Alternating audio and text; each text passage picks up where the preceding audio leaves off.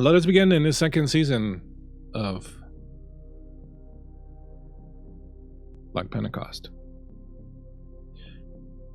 There's a certain slant of light by Emily Dickinson.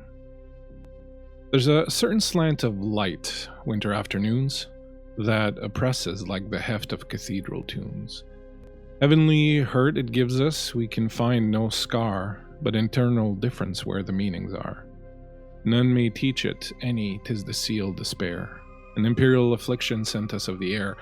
When it comes, the landscape listens. Shadows hold their breath. When it goes, 'tis like the distance on the look of death. Golconda is a mystical state of enlightenment, where a vampire is no longer subject to the beast, or alternatively, the beast and human aspects of a vampire are in balance. Golconda was promised to Cain by the Archangel Gabriel, Lord of Mercy, while he was in exile in the land of Nod. Although Cain never achieved Golconda, the way to Golconda was supposedly achieved by Solot after traveling to the east. After achieving enlightenment, which resulted in a third eye in the middle of his forehead, Solot preached Golconda and taught the path of his clan to his clan, the Salubri. From this time onward, Golconda and the Salubri were closely linked, with many Salubri becoming teachers on the path to Golconda. After the diablerie of Solot by Tremere, the Salubri were driven into hiding, and much Golconda lore was lost in the process. Since that time, Golconda has largely been treated as a myth. Why are you talking about the Salubri, Bleak? It's been a few nights, 4 or 5, since the ending of our last series, Demimonde. Bits are flying in. Fast and Furious Drosarius bought a night move for everyone, and I saw Bull, an extra for Kurt, and one for everybody. So everyone got one. Kurt got an extra one from Bull. Thank you very much. And Rosarius gave Ian a night move for a hail. Thank you.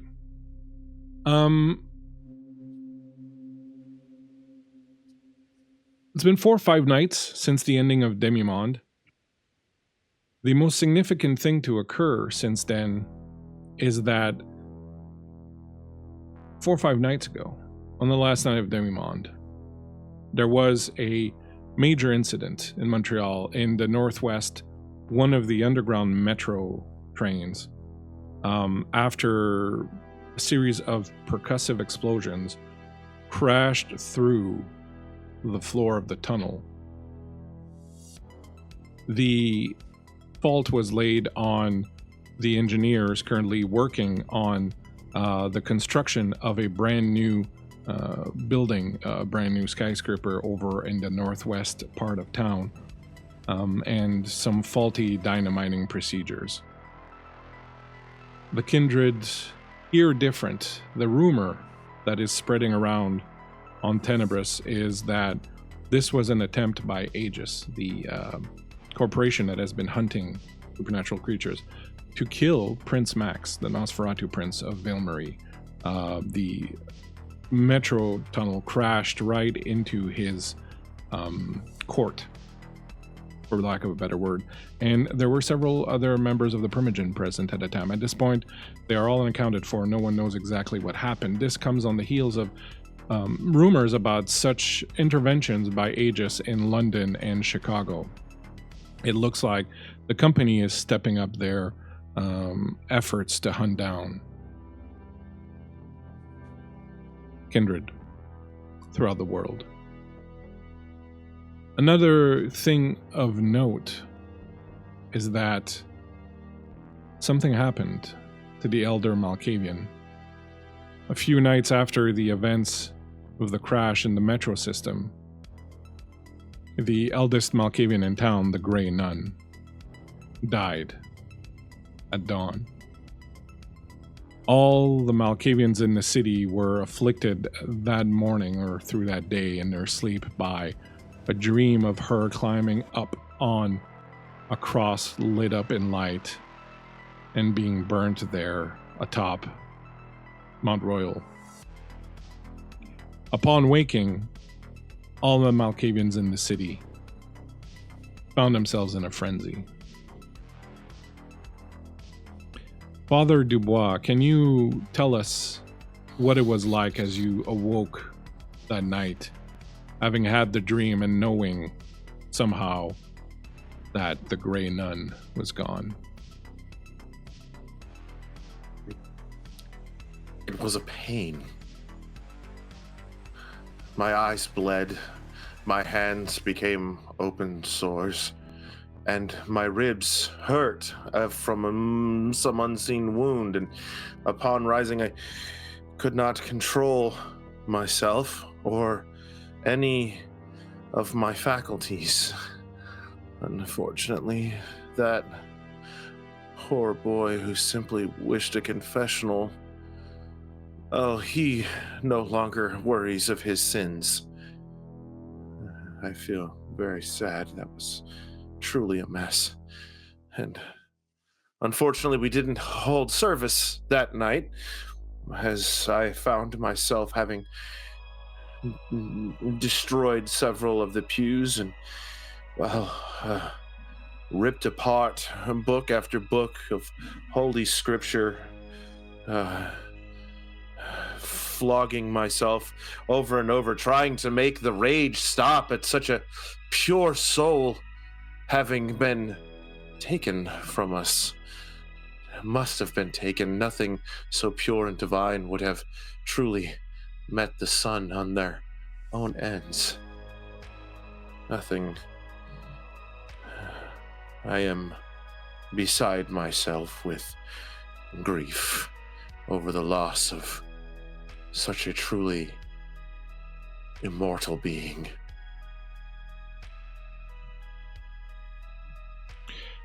Over the next few nights, you busied yourself overseeing your flock, making arrangements to handle the followers that the Grey Nun had left behind.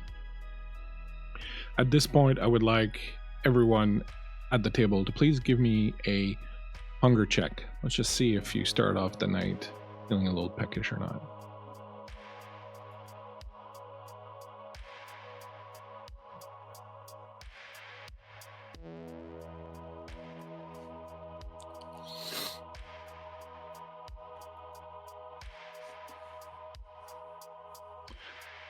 Well, if you failed, you gain 1 hunger, and you start off the evening feeling a little peckish.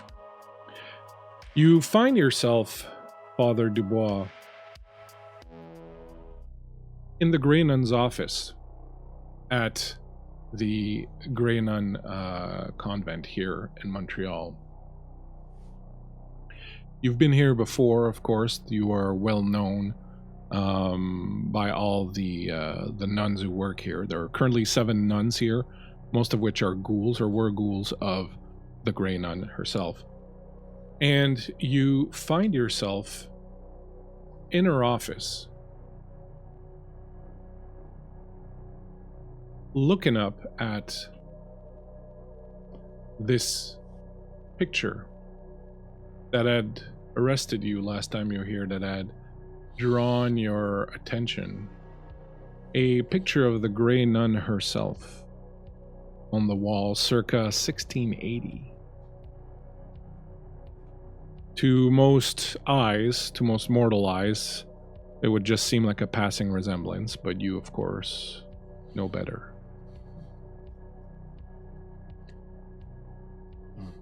So happy they never found you.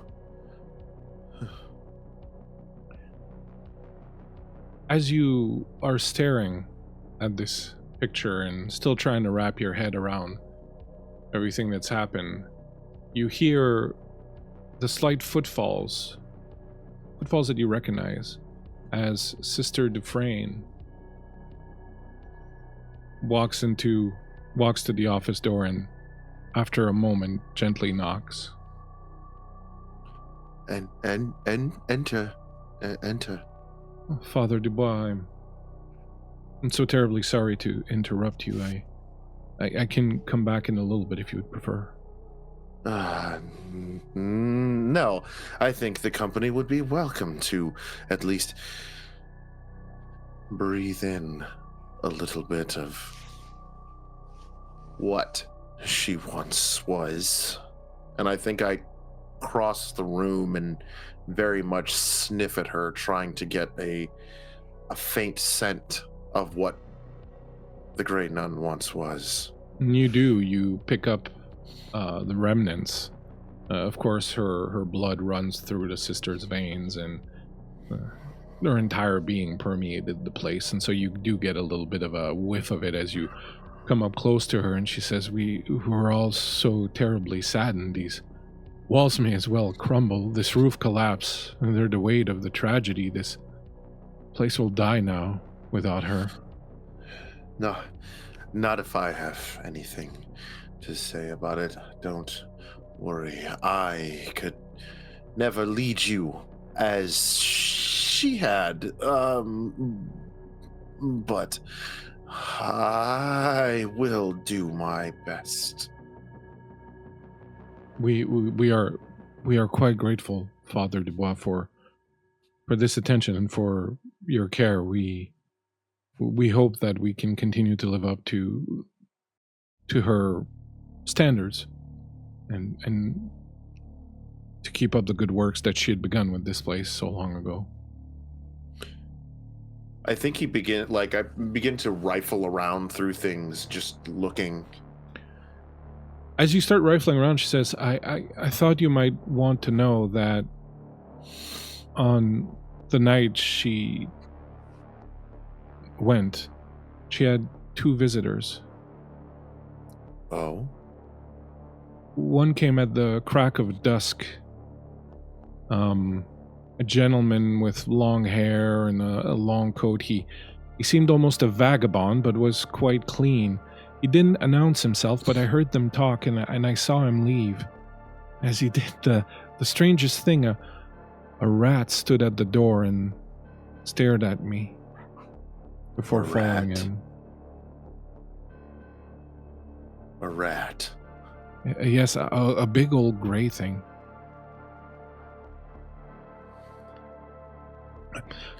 Who was the other visitor? A human priest came after, a Reverend Euclid Roman. He newly arrived in town. I gathered he's with a delegation currently being housed at St. Joseph's Rectory. After that, she came out for her nightly walks in the crypts, visiting her old sisters, and at dawn she had confided in me, sister, that she felt herself growing weary. That she had, in her own way, said that she wanted to sleep, but not an eternal sleep. I apologize. There is so much that haunts her presence being absent. Why, of this night of all nights, was there anything that was truly troubling her? She didn't speak of anything. She was her usual self. None of us picked up on anything strange or out of the ordinary. Did her offering to you taste different in any way?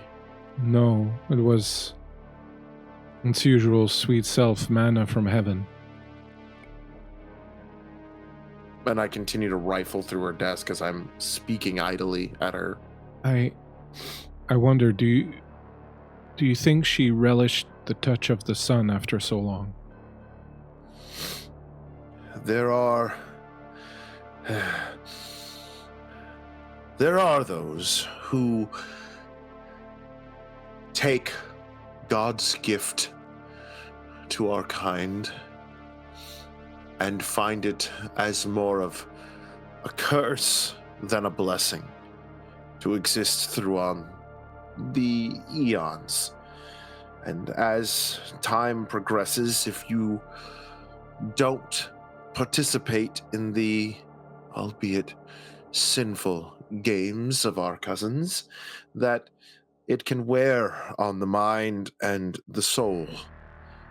And there are those who have chosen to forsake the Lord's gift for selfish reasons and not continue the great work.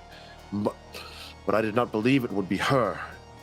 She wished only to rest, sleep, as one does for a time. Not this.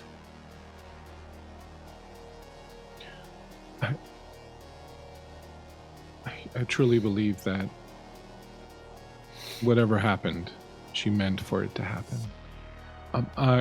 I'm sorry. I forget. I came to tell you. A priest is here. He's asking to see her. He's like you. Shall I bring him in? By all means. Very well. I'll be back in. Again, thank you, Father. We will have communion tomorrow evening. Gather your sisters and come to my church. It is a little bit more set up to handle such communion. We shall. I'll get the priest.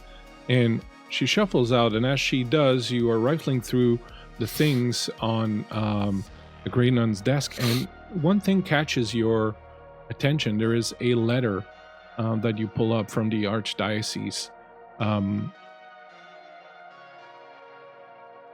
As you unfold the letter and begin to read it, you read, "Dear Sœur Alphonsine, it is with deep regret that I inform you that the Archdiocese has decided to sell the remainder of the Grey Nun's convent to a developer.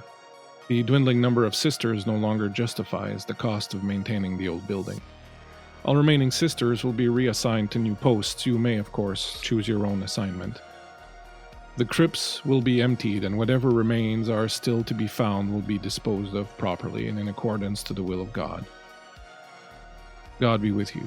And it is signed by Cardinal Levac, the Cardinal of the Archdiocese of Quebec. I think he takes the letter and crumples it up in his hands. As you do so, you hear the footsteps again. And the sister arrives with a priest you've never seen before. It's clear at first sight that he is also kindred, but you've never met him before. Justin, would you please describe your character? And Kurt, you can do the same to Justin after. For sure. You would see a gentleman of tan skin, hair that is nearly pitch black, but with specks of gray scattered throughout, combed back in a very tight, slick back hairstyle, face completely shaven, still has sunglasses on even at night. With him as well, you'll see that there is a woman, smaller in stature, also with black hair, long. She's more wearing plain clothes versus what I'm wearing. As I walk in and say, "Padre, ¿cómo estás?" "Oh, lo siento, pero ¿quieres hablar en francés, sí?" Now Yes. switch, like, would you prefer me to speak like this? You would see him, he looks like if he slept, hasn't slept in days. Dried blood, tears run down his face, his collar gone, his clothes torn at, pulled at, but his shirt itself is not even buttoned in the right order, as he looks very disheveled, his hair a mess, truly having experienced something. I welcome you to a most prestigious place. Please, would you like some tea? I would appreciate it, thank you. And then he's going to turn to the woman that's standing next to him and say, "Just wait outside. And if you can, arrange for something to eat later. Sister Dufresne is there, and she goes, I'll make you comfortable, dear. Just come with me. I'll be back with tea momentarily, Father. She nods to both of you, and she takes your assistant and leads her outside and closes the door behind her. I think he ushers him over to where he would normally take tea, with the Grey Nun, and but he goes and grabs another chair, not sitting in her chair, and sits down at the small table. What brings you here? I was wanting to come up here, looking to see if I can get an audience with the Grey Nun. Is she around by chance?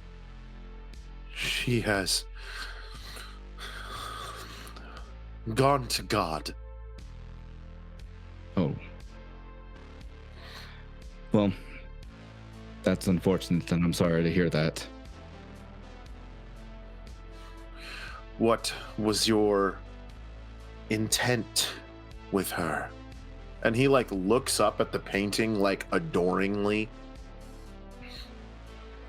You would see on his face a look of curiosity between looking at the picture of the nun and then looking back over at the father and raise an eyebrow, curious about it, but then... I will say, Justin, that one thing that catches your eye a little bit, though you're not quite sure what to make of it, is that in the portrait, the nun is holding a red Bible. And the men that you've seen around the oratory, the new priests who've arrived recently at the oratory, also all carry red Bibles. I'll make note of, my character would make note of that and just kind of nod his head and say, sorry, I forgive me. I was, like I said, I was expecting to see the Grey Nun, but I apologize for the news. I am Father Diego Ramos. Pleasure to make your acquaintance despite the circumstances, of course. I am Alexander Dubois, Father Alexander Dubois, a simple parishioner of the Neon Church, as it's so very much beloved and called.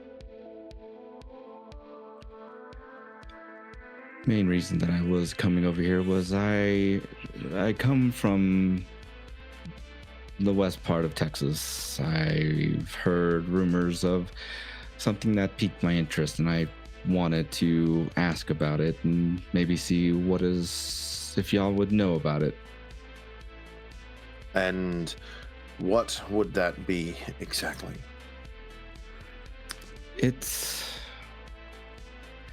I heard about a interesting rumor, something to the effect of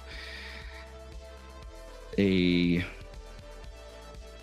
person being that has been able to heal up here, very similar to something that I experienced during some of my travels down in Mexico, and I was just wanting to learn more.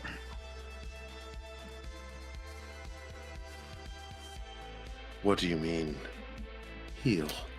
Explain. Heal by means of licking wounds. Know anything about this?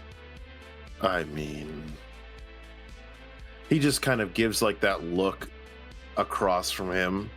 We don't need to play coy here, Diego.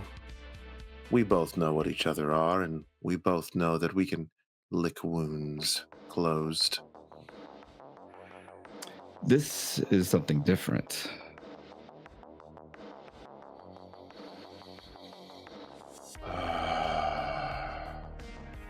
I believe What I heard was it being called the Weeping Madonna. Well, if it is in fact true, the rumors have reached my ears. But that is in the Oratory. We don't go there. Okay. Well, thank you for pointing me in at least a direction. I will make my way over there myself. Is there any particular... I would not recommend it. Care to elaborate? Well, while we may believe in God and we are in fact his vassals in some way, shape, or form, that is the definition of holy ground. We don't go there. We have eyes. We have ears.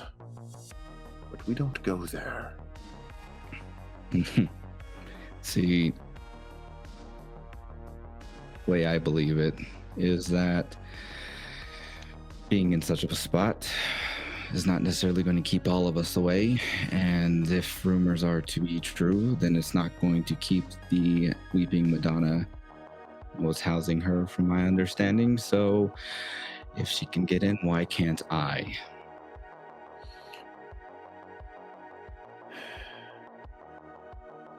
I would absolutely love to see you prove the belief wrong by stepping foot on that ground.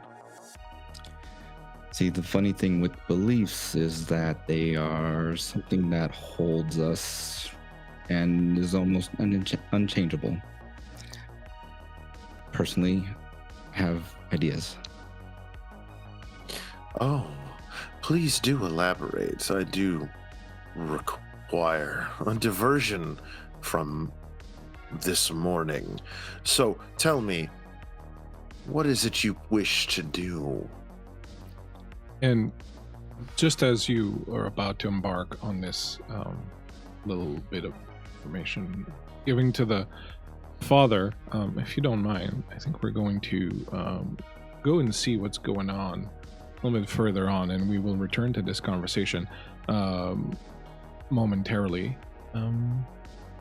We will travel whilst this is occurring.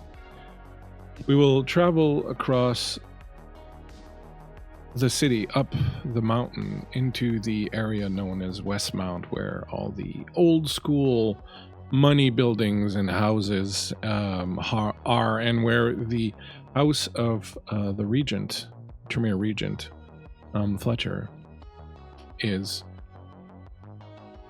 In this house, Elise,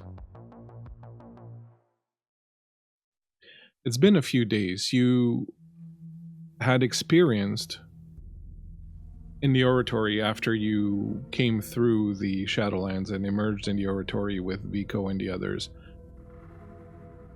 you had been approached by a La Sombra, who was at the church, who had mentioned that someone had been coming by the church and actually healing people.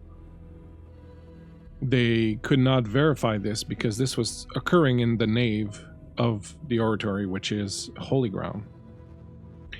However, they had an item that had been touched by whoever was there, and you had used your powers of perception on this item and had seen a scene of such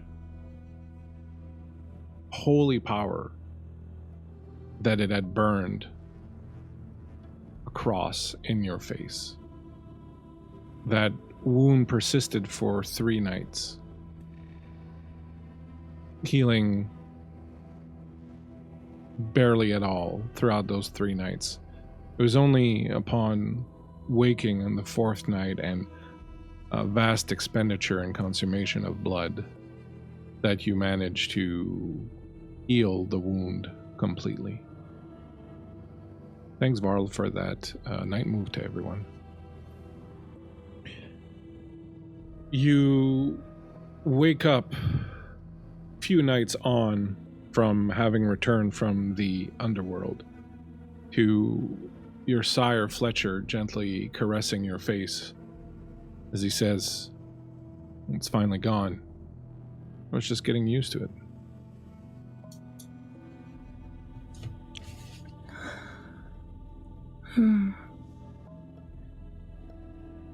Gone. And he reaches over and grabs a little mirror that you've been keeping on the side of the bed just for this purpose, and he shows you, and you see that for all intents and purposes the wound has disappeared. Just a little Elise flavor in there, because we got to get the Elise flavor. I think she, in these 3 days of healing and 100% being sequestered away in her canopy bed, has also been wearing a black veil. Of course.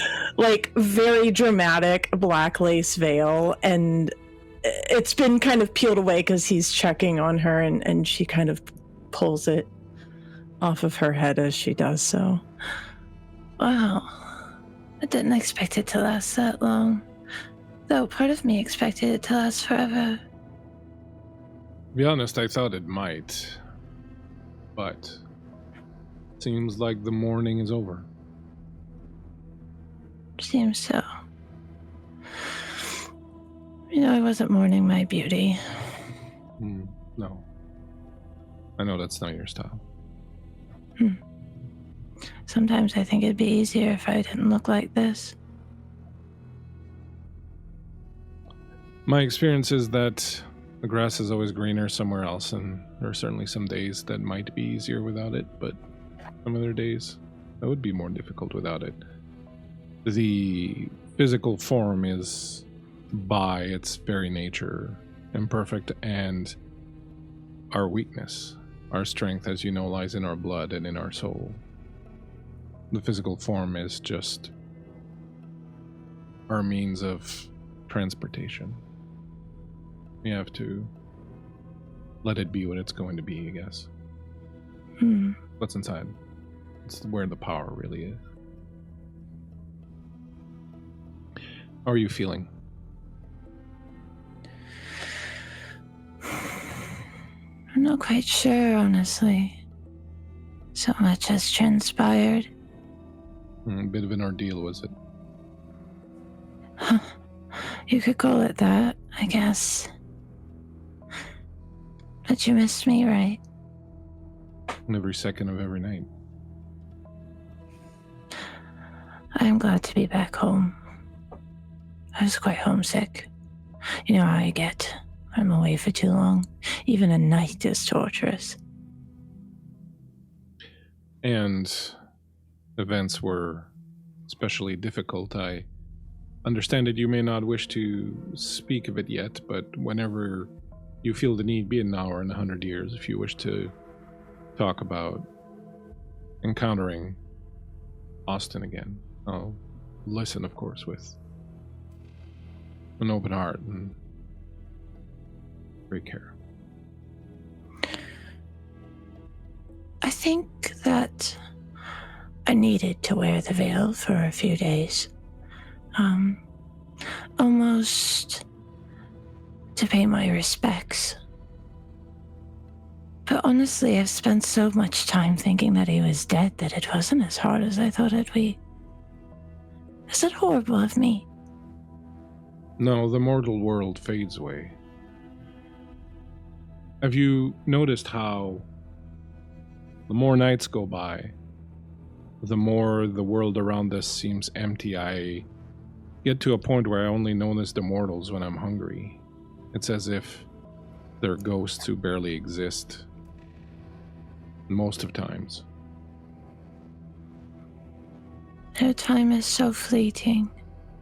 They come and go in the wink of a candle. Which is why I believe if there is something we can do, and I say this because I know how much you care for them, if there is something we can do to help this place heal somewhat, if I understand correctly from what you've told me, the mage Toisachel was ascending when he was embraced. and he switched his pursuits to achieving Golconda. This is true. Seems he almost got there too with the help of his 7 followers, but something happened and he was killed. You said his spirit survived, fractured in 3, some rat person, this La Sombra Vico, and some woman in blue, is that it? This is also true. And as they dream, so the city also dreams. It seems that whichever one of them is dominant these days and dominates the dreams of the citizens is causing the people of the city to pursue decay, stagnation, and death. If we could find a way, perhaps, by reenacting the ritual which he began, and which we began when I tattooed you, if we found a way to heal these aspects, or at least make another one, perhaps with a more hopeful outlook, take control, it might help the city, and it might be our own path to Golconda. I trust in you explicitly. You know this. I do, but I think it's more up to you than me this time.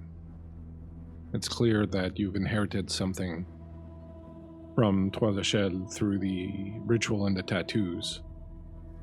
I feel that you are the centerpiece of it now. I think the other ones will need to find Narcisse again and find a replacement for Seb, but I have a feeling they'll come to you. The Headless Man also, of course, is missing, but I have a feeling they'll come to you in time. I've been thinking, though. I've been thinking more and more about Maria. Do you miss her? I do. When I saw her in that bright light, she was both beautiful and terrifying. And I missed her. Even after she maimed me, and whatever that was, a dream or a nightmare, I found myself missing her. I feel we need her back. Do you think you can convince Arkham to side with you and convince Prince Van Horn to recognize Maria and give her freedom so that we might try to bring her back to us?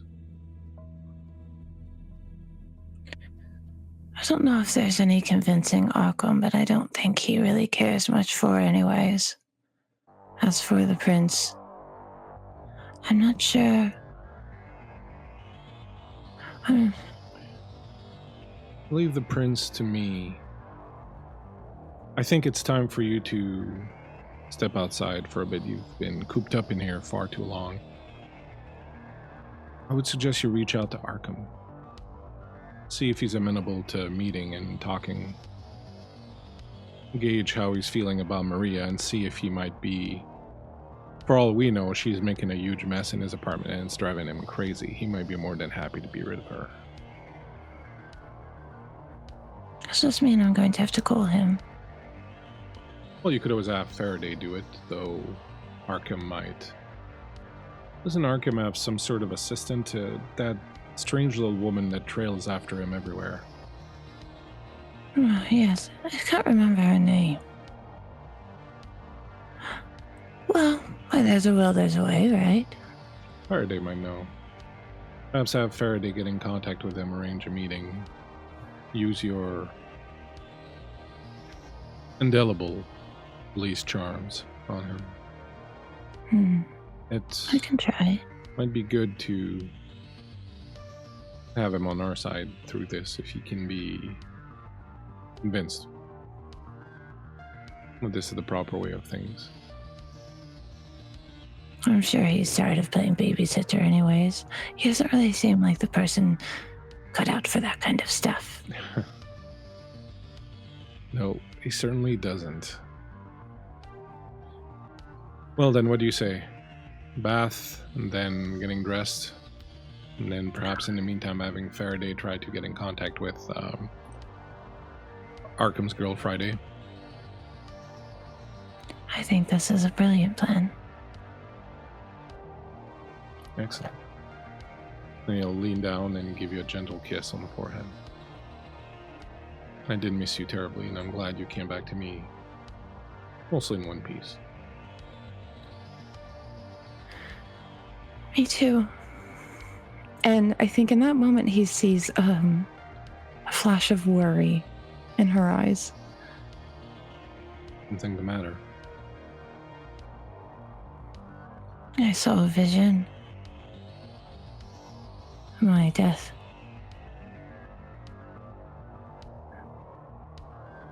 It wasn't certain. 50-50. I still don't like the odds. Perhaps it's behind me now. It was only a flash. It may have come and gone, but best to remain aware of it. Odds, like so much else, are malleable. We'll find a way to tweak them.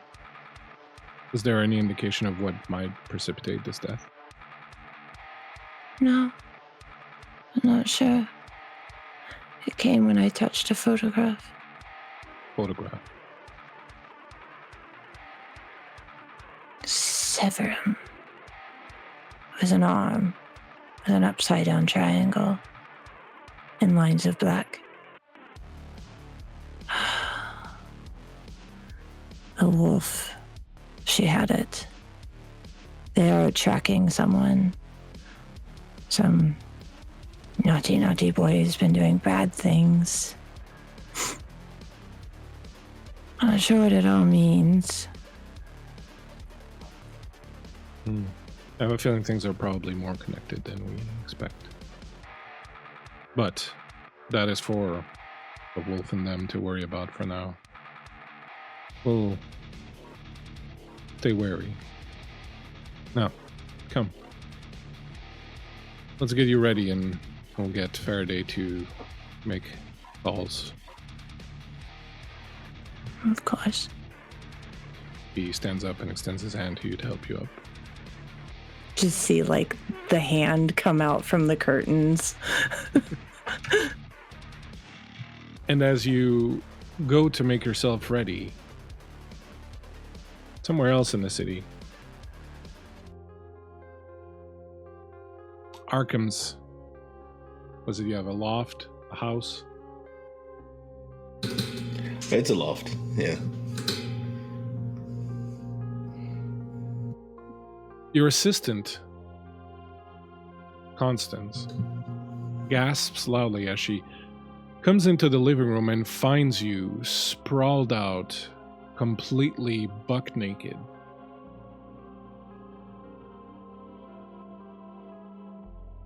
Your chest and face covered in blood. She gasps loud enough that it pulls you from whatever dark slumber you were in as you try to emerge from it, as you fight back and try to claw your way back from wherever darkness you were in. You can't remember where you were. You remember setting off earlier tonight, last night, who knows at this point. You remember setting off for a gallery opening, getting in your car, Prince coming on, and that's it.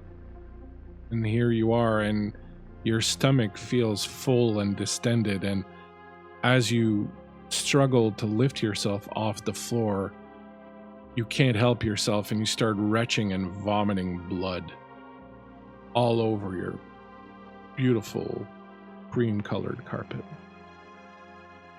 Constance comes over, runs up to you. Arkham, are you okay? My God, what have you been up to? I don't know. What time is it? What do you want? Oh. It's nearly midnight. I haven't heard from you since you left yesterday.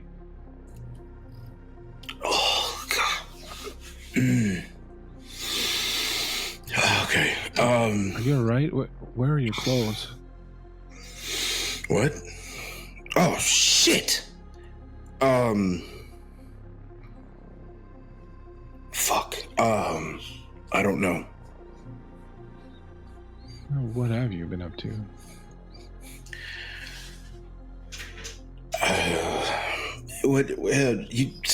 You haven't seen me since yesterday? Yes. You left for the gallery opening yesterday around 8 p.m. And that was the last I heard of you. You weren't answering your calls. You did not come in until now.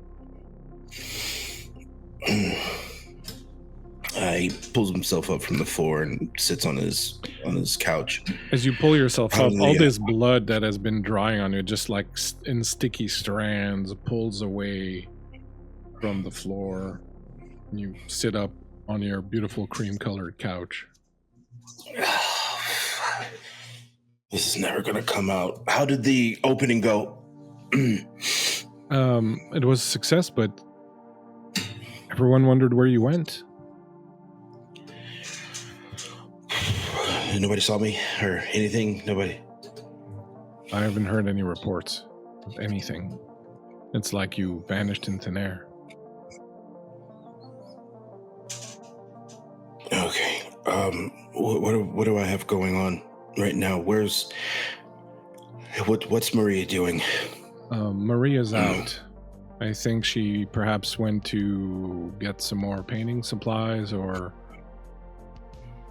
she stepped out about an hour ago. You were not on the floor at that time.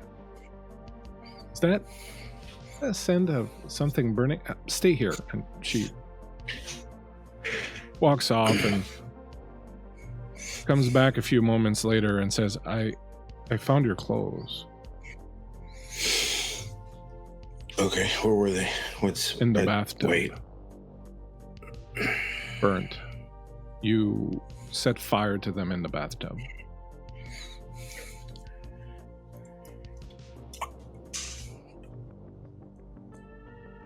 Do you have something to do?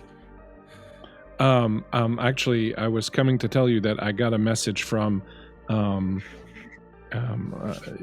Elise, the weird witchy one, her assistant, her that weird little guy that follows her around everywhere. Friday, whatever his name is, he called to ask if you would be willing to meet with Elise tonight. I'm not really up for dates, especially with Elise. Did they say what they wanted? You're already naked, so yeah. Halfway there. No, simply that he'd really appreciate it, or Elise would really appreciate it if you'd be willing to meet with her tonight. She's been gone, I think, for a little while. She was gone away, and she's just returned.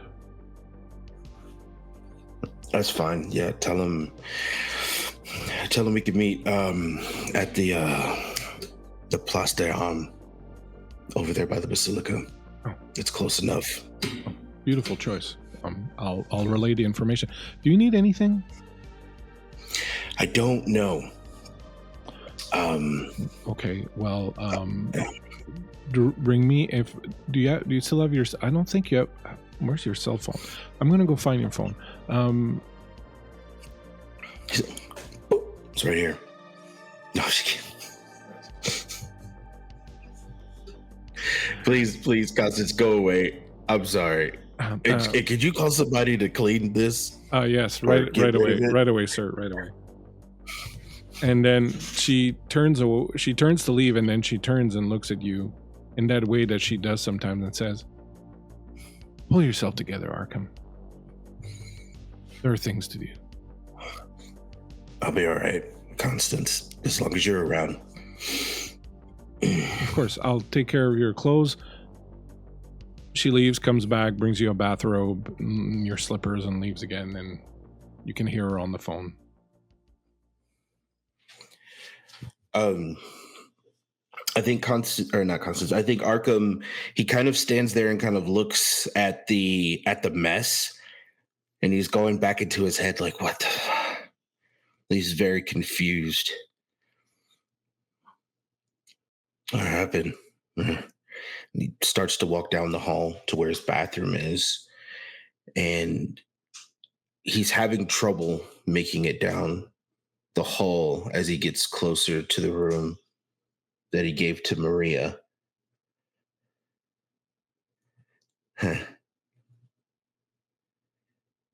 Kind of like shuffle slides past it to get into the bathroom where he can at least wipe off his face. There's a smell of burned cloth, and you see the remnants of last night's clothes, which was one of your favorite Versace shirts, burned to a crisp.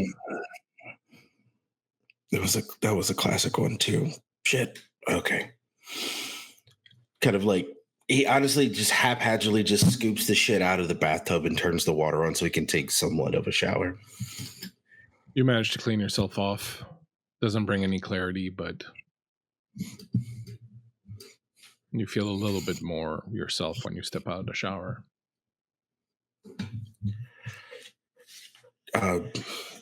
You use an almond scrub first on your skin.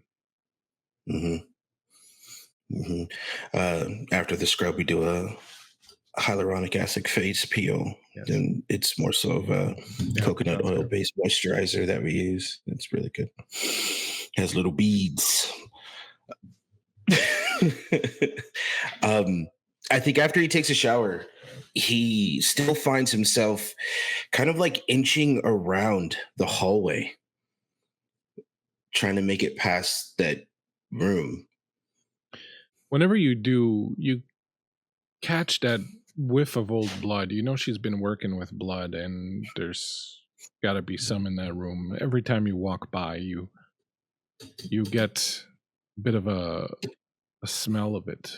That's old coppery smell. I think something in his chest, kind of like if he had a heartbeat, it would quicken. He puts his hand on the edge of the door. And without even realizing it, he's dug his full fingers into the side of the wood.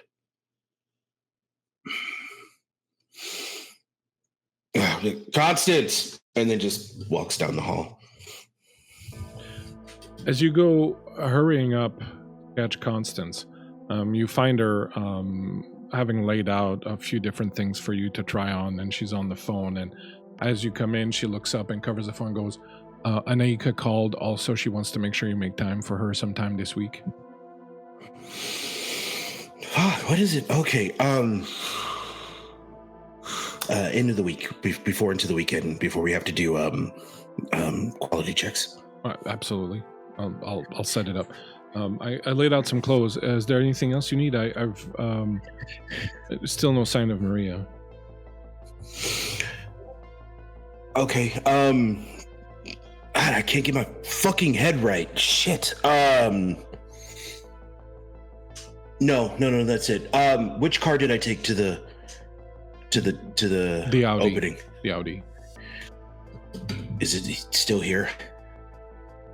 I didn't check. Hold on. And she runs off and picks up the phone and says, yes, this is Mr. Olivier's assistant. I wanted to know if the Audi was in the garage.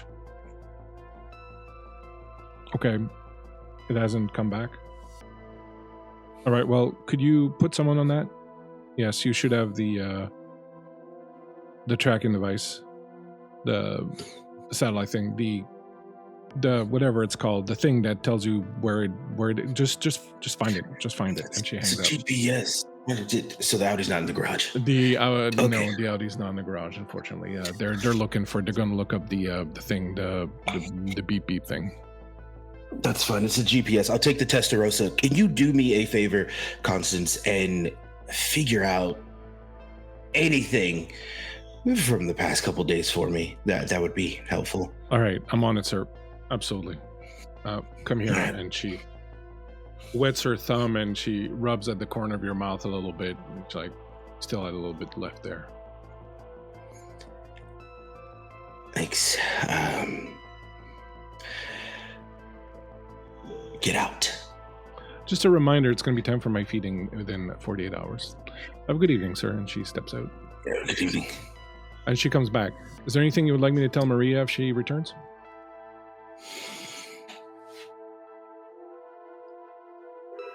No.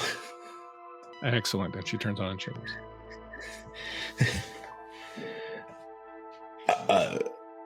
Very frazzled, very confused. Just, fuck, where's my car? Okay. Fine. Scrambles to get dressed, gathers things, really not put together. He kind of just throws everything on haphazardly and jets down to the garage to meet up with with Elise.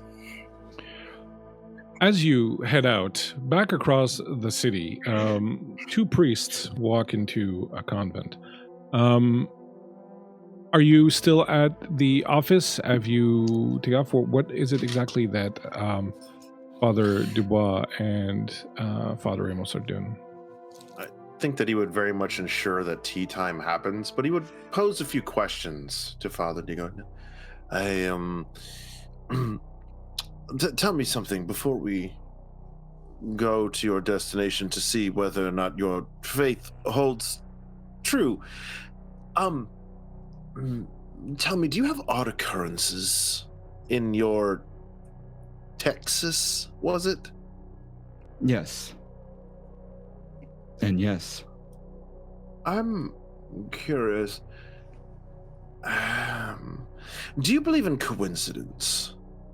No, absolutely not. So tell me, what would you make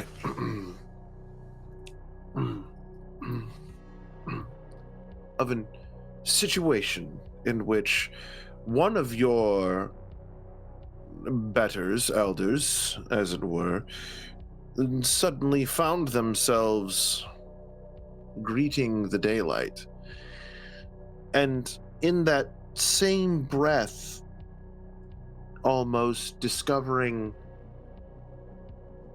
odd individuals who seem to defy time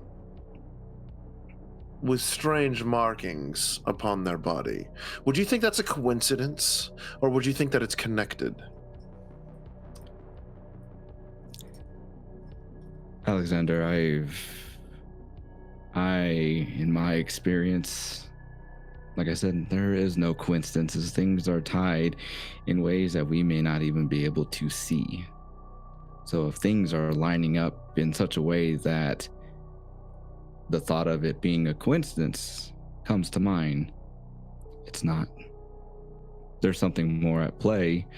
What that is, it's for us to figure out. You see, I believe that the Lord works in mysterious ways. We have the death of one, the appearance of another, and unaccounted for individuals who seem to defy time. Tell me, Padre, does the name Severium mean anything to you? Severium. Above table, Mr. GM, does that actually ring a bell? It does not. I can't say that it does, though I will keep note of that in case I do hear something. Well, good. Let's go test your faith then. One of us. Please lead the way, Father. I'm new here, as you can tell. Question. How do you feel about public transportation? Cut to the three of you sitting on the bus. Father Dubois, Padre Ramos, your assistant, all three of you sandwiched in a three-seater, bustled along on one of the bus as it climbs up the hill towards the oratory. It's important to be amongst the flock, don't you agree? There's some cultural differences, I will admit, but you are correct. It is important that they see that we are amongst them. You woke up a little bit peckish, and you are certainly feeling it as you are pressed around you with quite a number of mortals, and it is spring, and there's that strange thing that occurs where in the fall, when the temperature reaches around 10 degrees, everyone's freezing their nuts off, but then in the spring when it reaches 10 degrees, everyone's getting naked outside. And people are really underdressed, you would feel, especially coming from Texas. You would figure that this is still pretty freezing cold. And so there's a lot of flesh and a lot of warm bodies that are pressing around you. And whilst you're not in any way, shape, or form in danger of losing control, you do, without a doubt, feel that little peckish hunger of that beast inside of you that is slowly stirring. It hits the snooze button, but you know that it's there and it's rumbling in the bottom of your belly, and it's taking note of what's around you. Tell me, I Father. Go. As that is as Father Ramos is taking note of everything, he'll lean over to Luisa and in Spanish will say, "You best arrange for at least 2 for the night. I'm sure there's a local hospital that we can pay visit to." Sí, Padre, we'll see to it. Interesting. You wish to visit a hospital? Oh, bilingual, I see.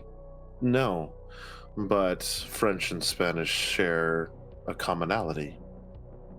Fair enough. Latin derivatives, nonetheless. Indeed. True that the word is very similar. Yeah. Might I suggest, if you are to require that of places that don't ask too many questions, the Douglas Hospital is quite accommodating. He'll look over to Luisa and just kind of like nod at her, as I imagine she will just continue working on her phone, not even really acknowledging, but Picks up on given what their she time needs to pick together. up. Yeah, Yeah. totally. Tapping away with the thumbs. Speed of light. It's stop number 6 on the yellow line. I'm going to be very frank. This is, while we do have public transportation, it's not something that is a primary source of transportation. See, I have my own vehicle to be able to transport me around. So this is, like I said, differences in culture. Is it? Tell me, are you sure it's not your sin that keeps you from being amongst the flock? No, it's not. I would also ask, what sin would I have committed? Greed. For the path of God is a pious path, is it not, Father? It is.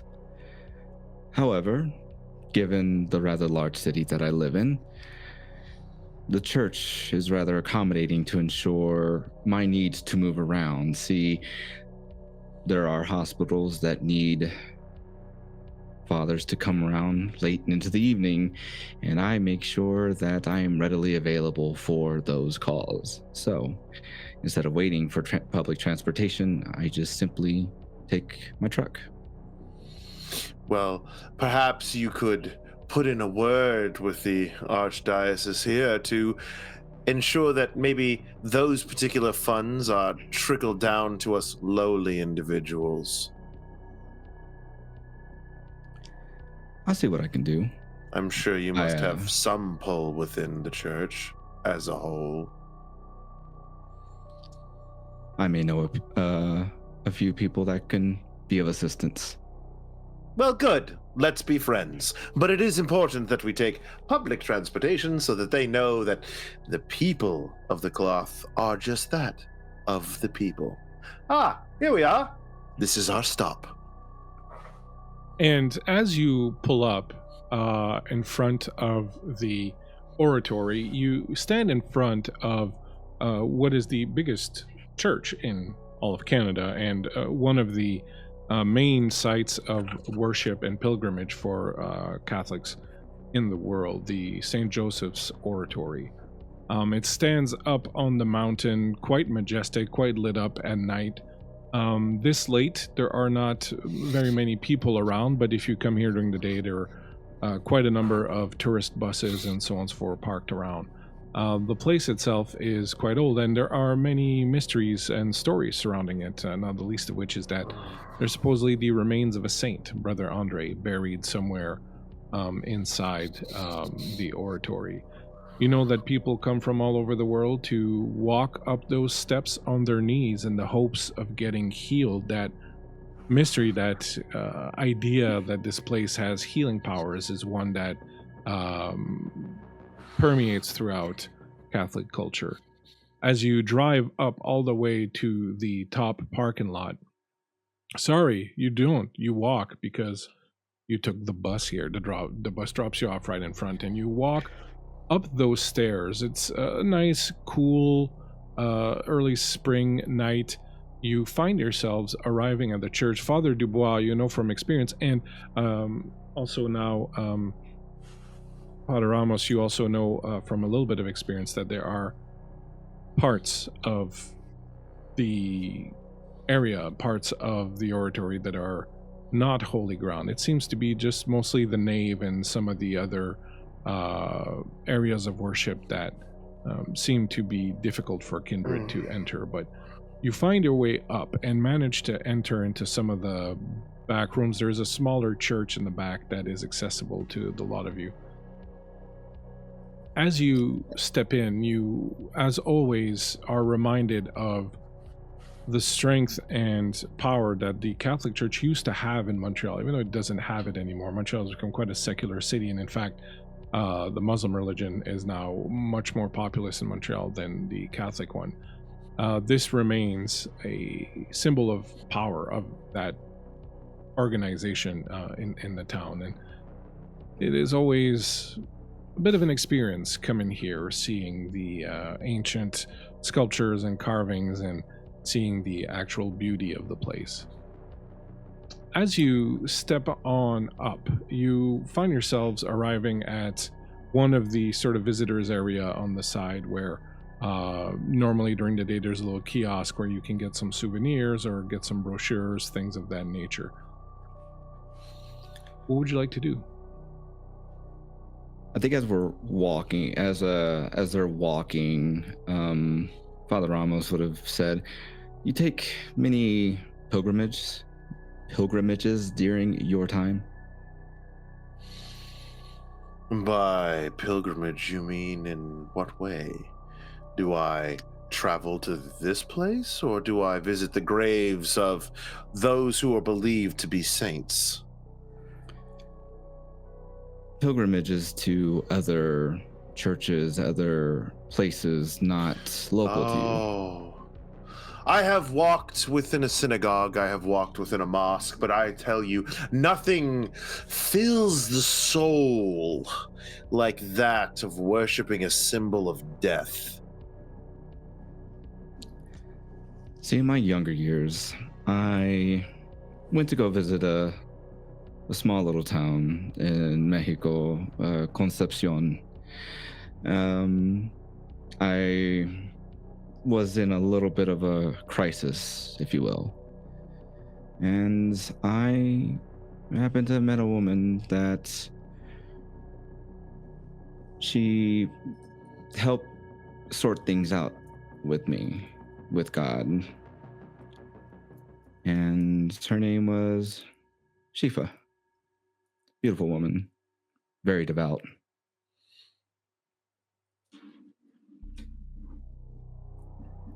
Sort things out? Yes. Did you fuck her? Oh my God, Father, the language. I fell in love with her, yes. And then yes, to answer your question. Well, at least there was love involved. I have questions, but I feel I will answer those at another. I will ask those at another time. The reason. Ask your questions. Well, the big thing that I bring her up is because of the fact that this Weeping Madonna that has brought me here resembles very much of Shifa. Well, we're all just a bunch of recycled, reproduced souls. So if she died a mortal death, it wouldn't necessarily be unheard of for you to see her again, depending upon your age, after all. Or is she the one who made you? No. See, that's the thing. She was also a being that was able to do the same things as your Weeping Madonna. See, my love was a salubri. Interesting. And the thing is that, and you're going to see like a little look of sadness suddenly turn quickly to anger before his face goes back to calm, is that she was killed at the hands of the Tremere. See, she came with me. See, Even she better. helped those that in my local congregation. But see, I was called away for things, and when I came back, well, let's just say that there's a special place, I believe, that those that did this, they hold a special place in my mind. This is indeed a special place, gentlemen. What a very special place indeed. Absolutely. Good evening. I don't believe we've met. And you turn around to see a priest approaching you, an older man with a long white beard and salt and pepper hair. And as he approaches, he extends a hand and goes, Reverend Euclid Roman, pleasure to meet you both. Are you on a pilgrimage then? And he extends his hands to you. I am not, Reverend, though my esteemed colleague seems to be. I am the parishioner of the local Neon Church, simply showing an out-of-towner the sights. St. James, I've heard of it. Apparently it is a church that does quite a lot of good work with the poorer and the more destitute among us. You are to be commended, Father. Jesus kept his company of whores, pimps, and criminals, and so shall I. It's very, very commendable of you. And you, Padre, do you also see to the more unfortunate of our flock as he extends a hand to you? Father Ramos will go and shake his hand and says, yes. Forgive me. Father Dubois has said, I'm new here and I'm come looking for something that has piqued my interest. So I figure I'd ask if I can be shown around a little bit. Well, I would be delighted to show you around. I've not been here very long, but I've had a very thorough tour and I've gotten to appreciate the Oratory. I'd heard of it so much, of course, throughout my entire life and never made it here before. And I'm very, very glad to have gotten to do so. And I would be most happy to give you a little guided tour and give you a little bit of history. Shall we? Yes, please. Absolutely. I'd lead the way. Capital, excellent. Now over here we have what used to be called, and as he leads you down along the way, we find ourselves traveling again across the city. As Elise, you arrive at the appointed place for your meeting with Arkham. Is there anything that Elise would have wanted to do or prepare or what have you before you get here? No, I think no, I don't think she would have prepared anything. Just loaded her guns. Actually, do you want to have a chat with Faraday before you get here? You could have one in the car, or you can wait for that after. Yeah, I think she would talk to Faraday in the car. So as he, we'll get to you momentarily, Ian, as he pulls the car around front and Fletcher accompanies you to it, he says, I'll get in touch with the prince and see what I can do on that angle. Do be sweet and kind as only you can be with Arkham. We can circumvent him if we need to, obviously, but it would be best if he went along. I think I have a way of convincing him. Sure you do. I'll be here when you return. Of course. And as Faraday opens the door for you, you slide into the car and he gets back in front. Where are we headed, mistress? Didn't that silly little girl give you the address? I have no idea. Oh, the Place d'Armes? The meeting with Mr. Olivier, is that where we're going? I just didn't know if you were making other stops before going. No stops. What is this place that we're going to? It is a square in the old part of Montreal near the Notre Dame Basilica. It's quite pretty. They have light sculptures and the old concerts and things of that nature there. That sounds quite lovely. If anything, Arkham is a man of taste. I'm certain he is.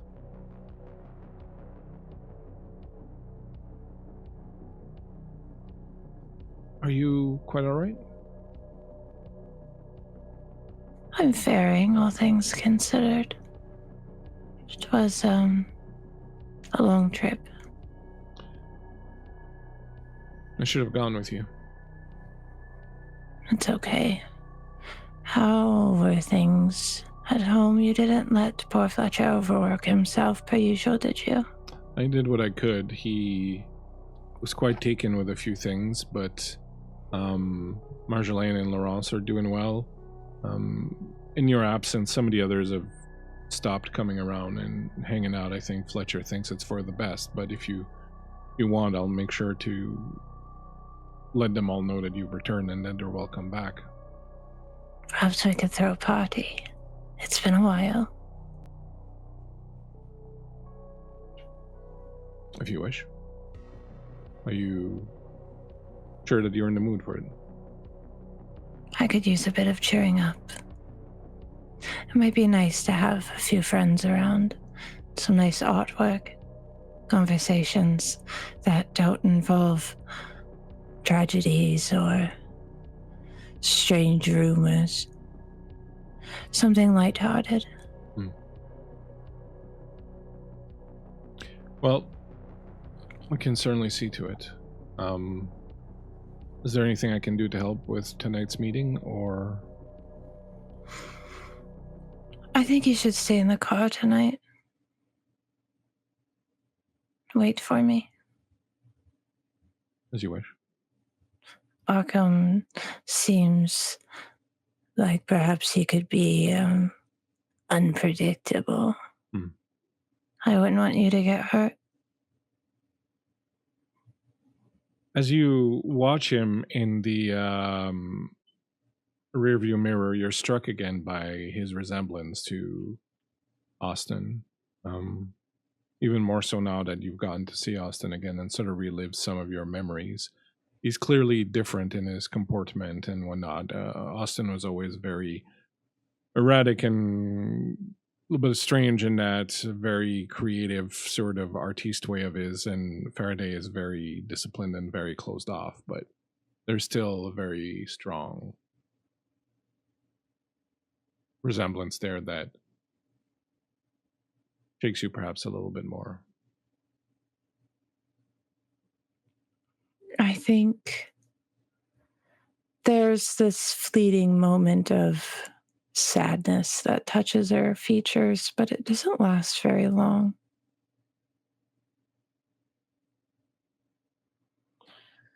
You eventually pull up, and I know the music's not playing, but I had to reset Anku. Once in a while, it decides that it. There we go.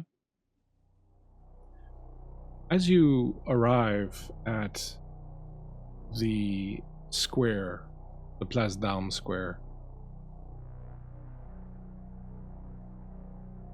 the cobblestone streets of Place d'Armes in Montreal's old port are bathed in the soft glow of streetlights, creating a tranquil contrast to the vibrant city behind you. In the center of it all, the majestic Notre Dame Basilica stands tall, its intricate architecture illuminated against the dark sky. The warm golden light from the basilica highlights the Gothic details of its facade, casting long shadows that stretch across the square. As the night deepens, the stars of the sculpture installation shine brightly, adding an ethereal touch to the scene. The sculptural stars, carefully positioned, reflect the cool, crisp, early spring air, their gleaming surfaces contrasting with the soft warmth of the basilica's glow. The stars twinkle against the darkened sky, their lights scatter like small fragments of the heavens, adding a sense of wonder and serenity to the atmosphere. The early spring night is still, with just a hint of coolness in the air, a reminder that winter has only recently released its grip on the city.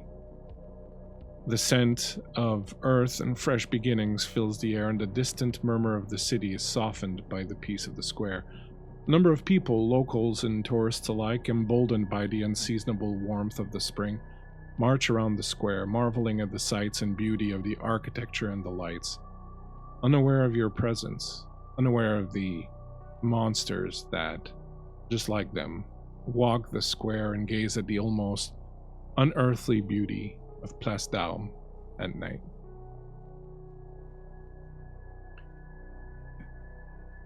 From across the park, Arkham, you notice a car pull up, and you recognize Elise's assistant come out and open the door for her, and she steps out.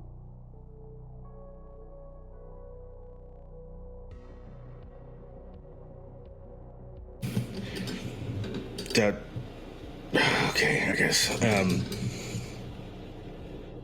He fully, he walks towards the car. I think Elise is dressed very somberly. She's wearing all black, these long drapes of cloth over her, and she kisses the cheek of Faraday before she steps away and walks forward as well to meet Arkham.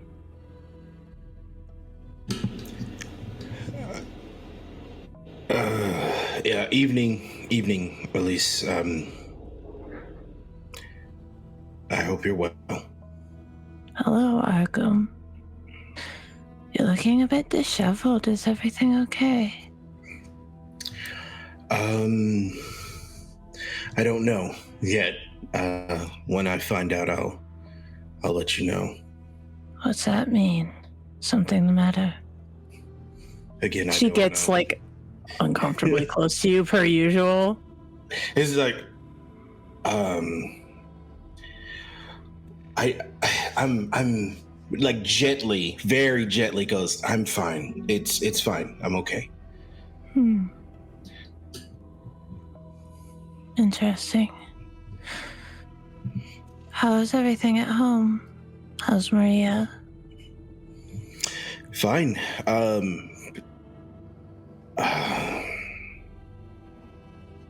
It's fun. I gave her a room. It's completely empty for her to paint, and she's out on a hunt right now. Interesting things.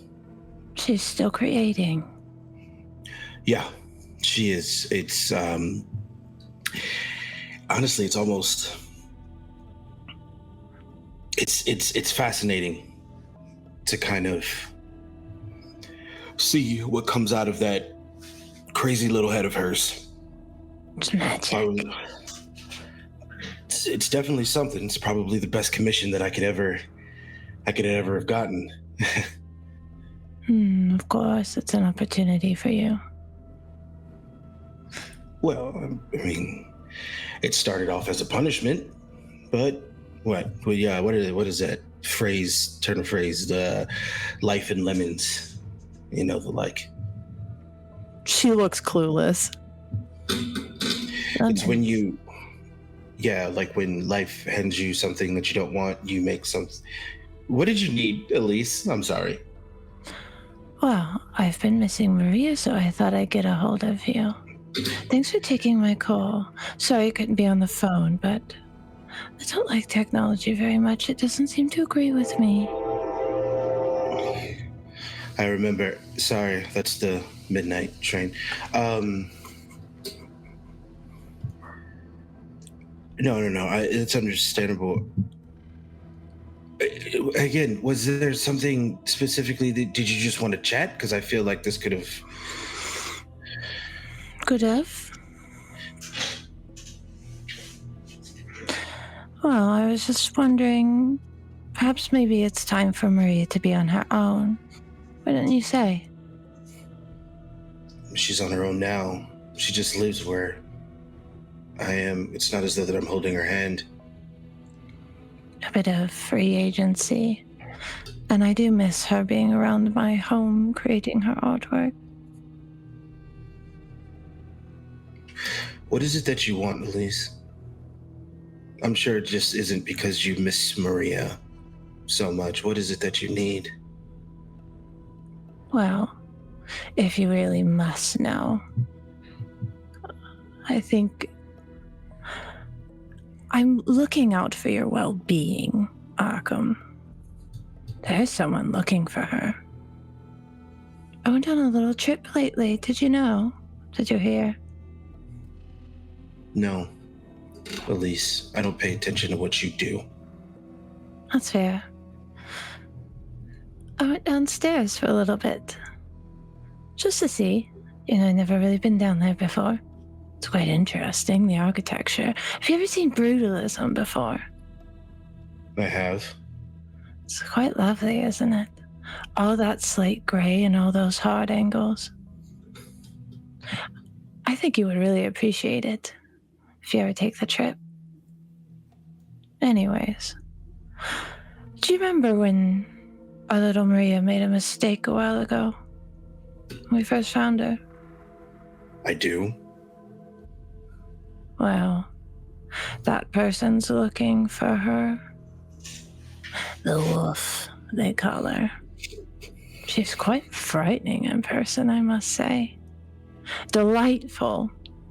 Beautiful. But in the way that one looks at maybe a big cat behind glass. How soft and beautiful and sleek. But at least you have the glass to separate you, right? Do you have glass to separate you, Arkham? You are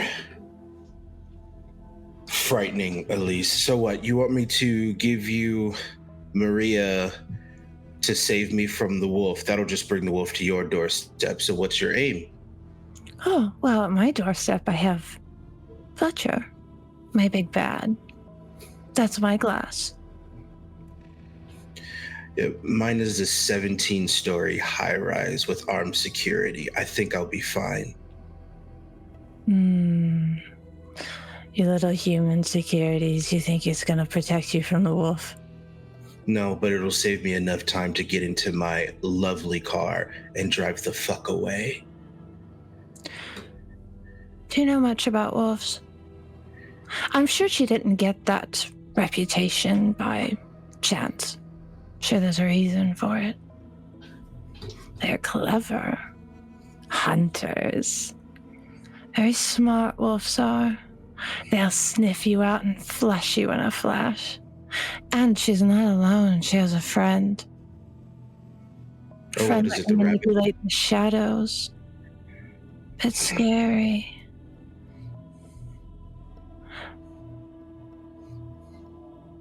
I'm only doing this as a favor to you, Arkham.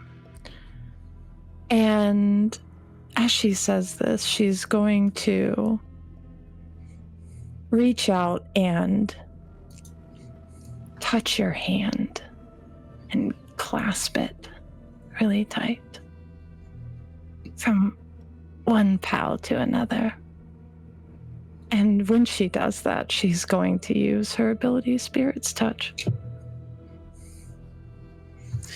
I can't believe you've done this. Go ahead and make a roll. Well, I failed my rouse, Oh, but that's okay because we're not in the danger zone yet. the danger zone where you a little bit of your Maybelline. Yeah, put it that way. And that is 4 successes. Do I roll anything against or just Well, it happens? depends. Do you want to try to get away from her grasp? I do. I think the idea of Elise, like, and this sounds terrible, touching Arkham in this current state, he's like, what are you doing? Okay, so go ahead and give me a dexterity plus, we'll call it, it's going to be weird, but give me dexterity plus awareness because it's not just the physical speed of it, it's kind of realizing that it's happening. Okay. And, get a bestial, get a monster, whatever, a bestial success. Yeah, Just- go ahead. And we got a shit ton of night moves, right? Remind the crowd what night moves do again? So if you spend them before you roll, you can add 2 dice to your roll. Otherwise, you can avoid some criticals. And if you spend them after the roll, you can spend 2 to get 2 dice to roll. Okay, I want to add 2, so I want to spend it before my roll. All right. Do you want to add some, Elise, since you would have had that opportunity as if we'd done the rolls at the same time? Yeah, I'll go ahead and spend 2 of my night moves to get 2. Somewhere Since Bob I already Seger rolled. is getting ready to sue us for...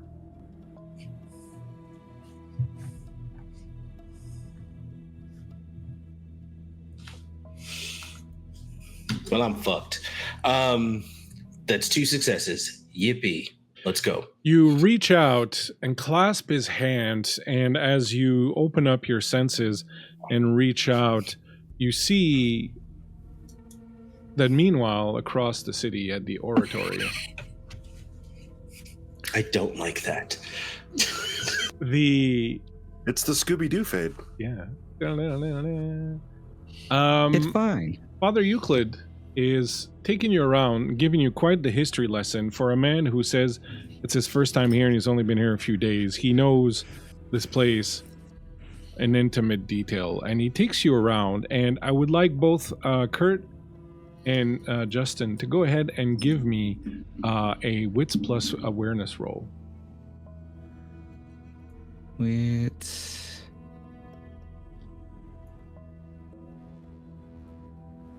And awareness.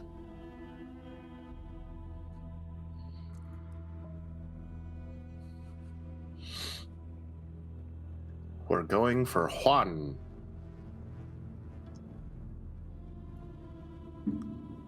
There we go. Should be that. Do the thing. And that is 2 successes. I'm sorry, you had 1, Kurt? Mm-hmm. You realize as he's taking you through, and this may be coincidence, But you realize that he's very carefully taking you around the places that are consecrated ground. Reverend. Yes, Father Dubois. It's a very interesting route you're taking. Well, it's not the Stations of the Cross, but it'll do. I would like to sense the unseen with him. And what, pray tell, does that do? For sense the unseen, senses the vampire become attuned to the dimensions beyond the mundane, allowing them to sense presences otherwise hidden to the naked eye. It can be anything from another vampire using obfuscate someone, using auspex to spy upon a character, to a ghost in the middle of the room. All right, go ahead and do what you need to do for that. That is 3 successes. This place is full of ghosts. This place is wall-to-wall ghosts. They are everywhere. They are in the corners and the cubicles and the pews and the roof and the ceiling, rather. They are around the corner. They are in the cloakroom. They are everywhere. This place is filled with ghosts. But most of them, all of them, seem to really not be paying attention to any of you. Oh. But I see nothing in particular about him. No. Okay. Was there someplace in particular you would have liked to see? Would you like to visit the nave? No. In fact, I think you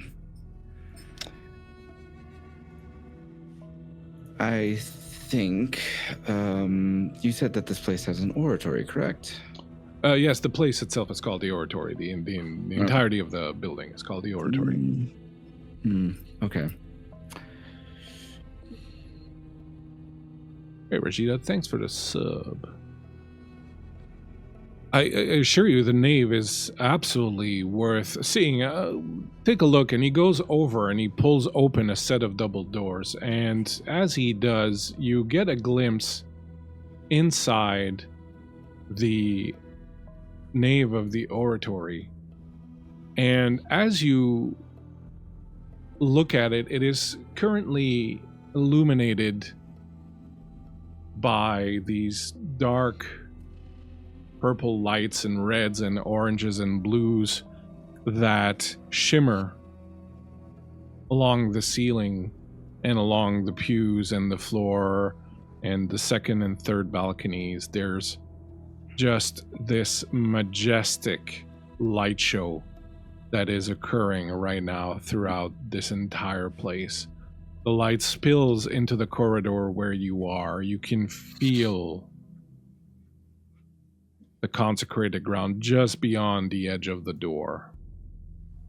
Don't have anything like that in your Texas, do you? Similar, but just a little bit bigger. Come, I'll show you. Show you up front. The organ also is quite impressive. There were some spots that we happened to walk around. I was quite curious to know if you would please take us around there. I'm just curious. I don't know how often I'm going to be coming here, and I don't know if I will come back again. So I'd like a full tour of everything, and your explanation of this place is astounding. So if you don't mind. You're certain you don't want to visit the nave? I mean, it is the centerpiece of the church. Do I sense... No, go for it. I was going to say, do I have a natural hesitancy to try and step into this area? You do feel that it is consecrated ground. Like, you feel the presence of holiness of God in there in a way that you don't feel it in other places, like your own church, for example. You would have to try to step through to see what happens.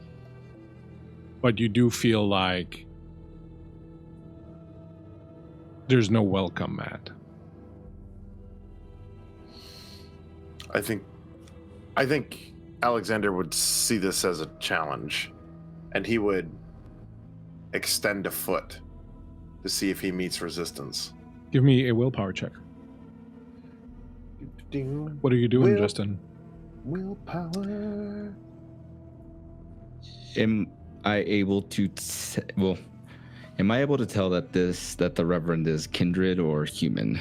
It's definitely human. So, Okay. I don't think I told you this, but in my game, you can sense if someone is human, ghoul, or kindred, unless they're using specific things to mask themselves. And you can also usually get a sense if they're much more powerful or about the same power as you.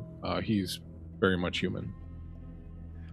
I'll probably tap on the Reverend's shoulder just so he can kind of look me into the face, and I will just very briefly lift my glasses up and compel him to take us to those spots that we didn't get to see the first time, and then come back here to finish off the tour.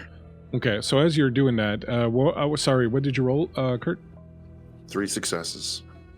3 successes. You hesitate, but you manage to push through, and you put your foot down, and you can walk a few steps in, but the further in you go, the more you feel this, and it's not a fear, but it's this sort of increasing weighty sense that you're not welcome, that you're not wanted here, and it feels oppressive. And you realize after taking a few steps in that staying here would require an extreme act of will, and going further and closer to the altar would require even more. He smiles and turns to leave with Diego, his point made. As you turn around, you see Diego raising his glasses and talking to the Reverend. Do you need to make a roll for that, Diego? I think not, right? What is it? What is it? On humans, I think it with works automatically. I think on humans, right? I believe so. Yeah. What is it? No roll is required against an unprepared mortal victim. There you go. Absolutely, it'd be my pleasure to do so. I simply thought you might want to see this place, but everything all right there, Father Dubois? If you'll come with me, I'll show you some of the rest of this wonderful establishment. Oh yes, I just wanted a slightly closer look to bask in the glory that is he. And did you feel the presence of God then, Father? A presence, to be sure. Tell me, Father, and he's looking to Diego, I wish to know more about this love that you think is here. And more importantly, I have a very interesting question given what you have told me thus far. When was the last time you went on a witch hunt?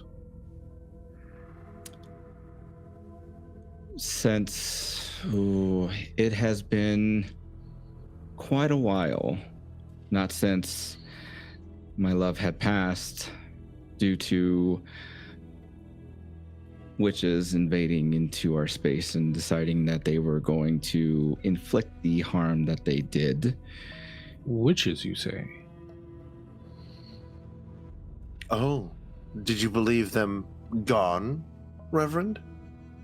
Well, one hears all sorts of things, of course, and it's very clear that Crit Hit Chronicles is raiding us right now, and I'm sure that they've brought with them quite a number of witches and ghouls and ghosts and other nefarious beings, but we thank them anyway from the bottom of our heart for the raid. Thank you so much, Cujo. Love you, brother. Love you so much. Thanks for the follows. Really appreciate it. Thank you so much. We're playing some Vampire the Masquerade. We're currently in the church talking with a priest, which is what you do when you're a vampire.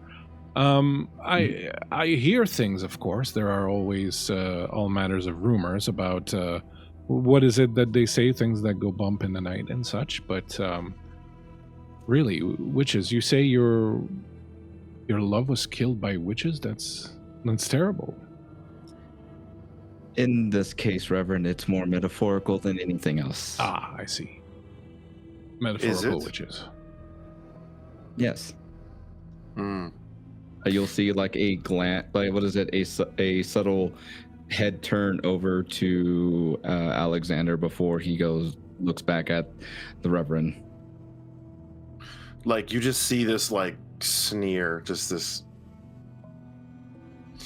Tell me, Reverend, we've heard rumors. And he grabs a hold of the Reverend and doesn't bother to hide anything that he's doing, staring into him. You will speak the truth of the Weeping Madonna. I always speak the truth. It is one of the tenets of gods to be truthful in all matters. The Weeping Madonna, you say? Yes. The one who can heal wounds. Unfortunately, I don't know much. I've heard that Montreal, the Oratory here, has been the home of perhaps some new miracles, but the stories of healing miracles at the Oratory go back a very long time, eh? Yes, we know all of this. We are talking in more recent nights. Do not waste our time. Oh, I wouldn't dare waste your time. I'm simply trying to answer your question to the best of my ability. I have heard rumors of people claiming to have been healed here, but I myself have not witnessed anything. I mean, I believe it. Do they say where they've been healed at here? Is there a specific area? Yes, right here, and he points to the area in the nave. It has apparently occurred here. Well, interesting. Then I guess we should take a look at that, at the nave then, Father, or Reverend. And then we can go check out those other spots. You've piqued my interest with this. Oh, most excellent. Please follow me. The good father was kind enough to begin leading the way earlier, and he steps into the main hall of the church, into the nave. This way, gentlemen. I think I will.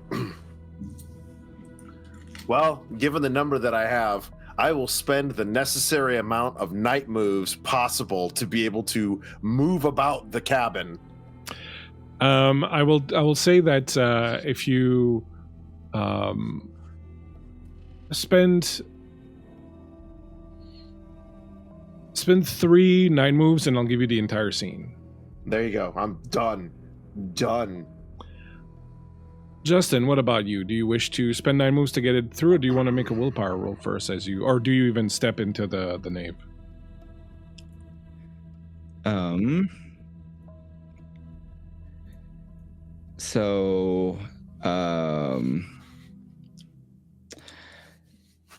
Yeah, I will go ahead and burn the necessary nights to be able to enter in. You burn 3 9 moves and step behind Father Dubois into the church. The second you step into the nave, Father Dubois, you watch as Father Diego screams and falls to his knees, clutching at his eyes, ripping his glasses off his face, and starts scratching and screaming. And as he does that, across the way, back in the old port,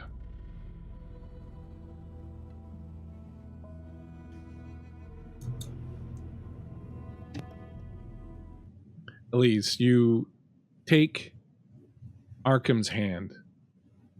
You reach out, calling upon your power of Spirit's touch. Does Arkham wear rings?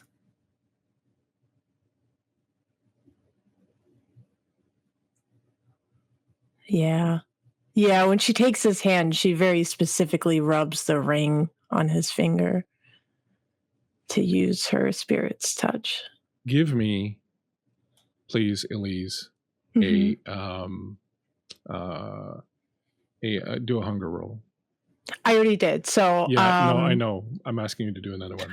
Another one. Oh, okay, that's fun for me. I love that. I got a success. Ha. Excellent. As the smell of blood just assaults you, overwhelms you, all that you see is red. All that you see is meat being ripped apart, being torn to shreds. All that you feel is a beast raging out of control.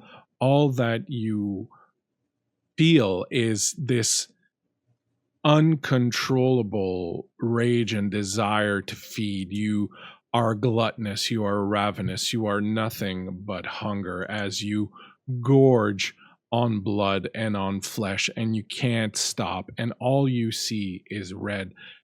Arkham, you watch Elise as she takes hold of your hand and her eyes roll in her head, and all of a sudden her mouth opens, and as if she would be screaming, but she's not screaming, and she's holding onto your hand so tight now that it hurts. Elise, after a moment, that subsides. That pain, that rage, that anger. You look down at your feet and you see in a park a number of dead bodies ripped apart, blood everywhere.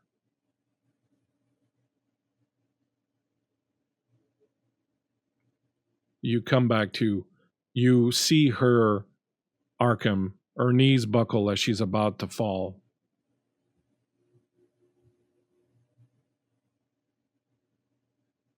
And you are taken by surprise.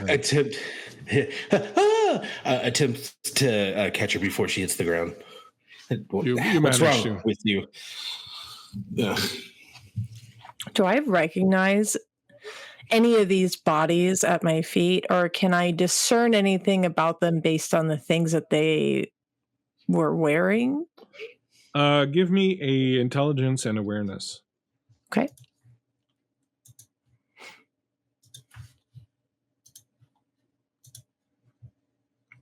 That is one success. Not really. They seem to be kind of disparate. There's no uniform or anything special, but the one thing you do notice is that they appear to be fairly young. We're talking like young teenagers, maybe. Actually, give me one more roll, would you? Go ahead and give me, hold on, let me see what you've got, what skill would apply. In 1 second.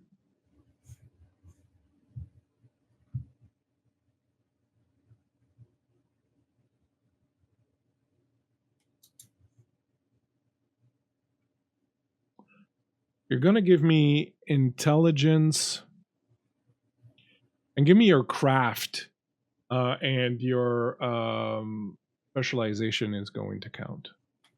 Okay.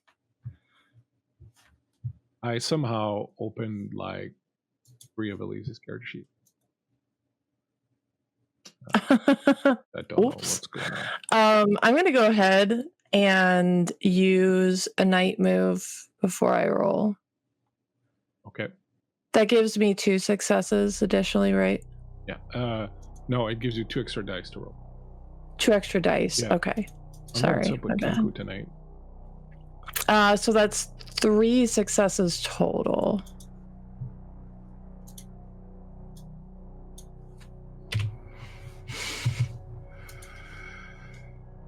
The bodies, as you look at them, are arranged in a very peculiar fashion. There's that famous painting by Goya of the witches all arrayed in a circle as they fly into the sky, and the bodies are arrayed in fashions very similar to the figures in that painting. I think after you catch her, she takes a moment and collects herself and takes a step back. Been working on some art projects, have we, Arkham? Little extracurriculars. What? What are you... Have you been hungry lately? I'm fine right now. I'm Elise, I'm sure you're not concerned whether I'm eating or not. I'm fine. Well, I think eating and massacres are two different things, aren't they, Arkham?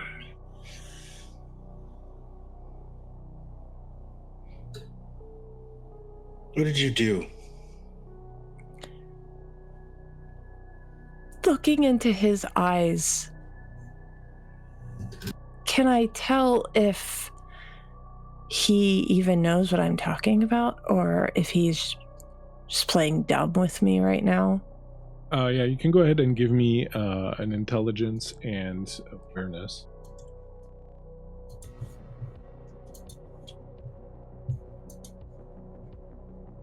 That is 2 successes. He seems to be pretty honest with his befuddlement. You don't remember?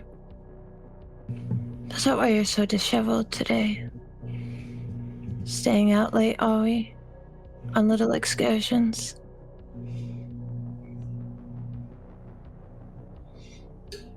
Do you need anything else, Elise? I'd like to get on with my night. I need her, Arkham. And I need your help. And it seems as though you might need a little help yourself.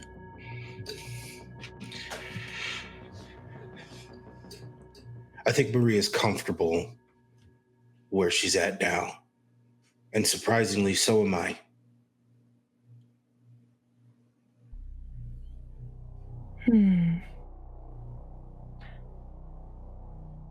In the vision, did I recognize the park? No, that would be, there's like a million parks in Montreal, and yeah, you didn't see a wide enough scope for that. I will say that it was clearly, it was probably a recent image, because you could see a little bit of snow and the grass was still kind of brown and the trees were bare, so I'll give you that much. Yeah.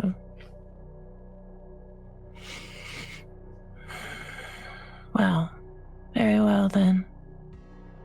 Have it your way, Arkham. Hope you have a nice night. You too, Elise. Always call if you need anything else. Do call if you change your mind.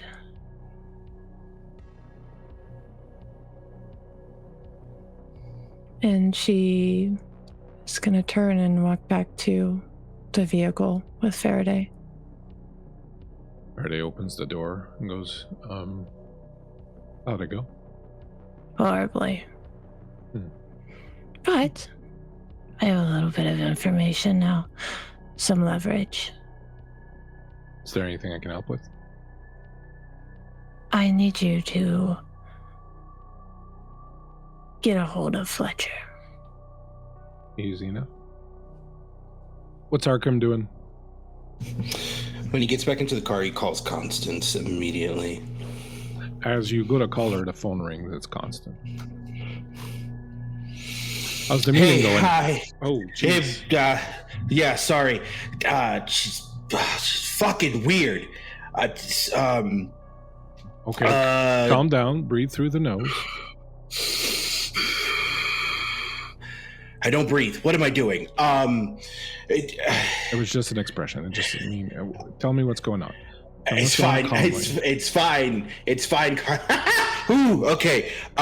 2 things. 1, is Maria home? She is not. Please find her and escort her back to the apartment swiftly. Another thing, I don't have cameras inside of my house, do I? We do. We do. Perfect. Can you find? And he is tearing down the street. Manic, just ridiculous. I need to know what I did in the past few days. And quickly, last thing. Who The fuck is the wolf? Oh, the wolf. I believe she's one like you who lives in the underground, and I could try to find out more. Yeah, find out more and set something up to where I can speak with them, I guess, because apparently they're coming to kick my ass because Maria lives with me. Oh, I'm gonna throw up again. Okay, I'll call you back. And as you tear ass through the city, just because I think it's fun, give me a D10 roll.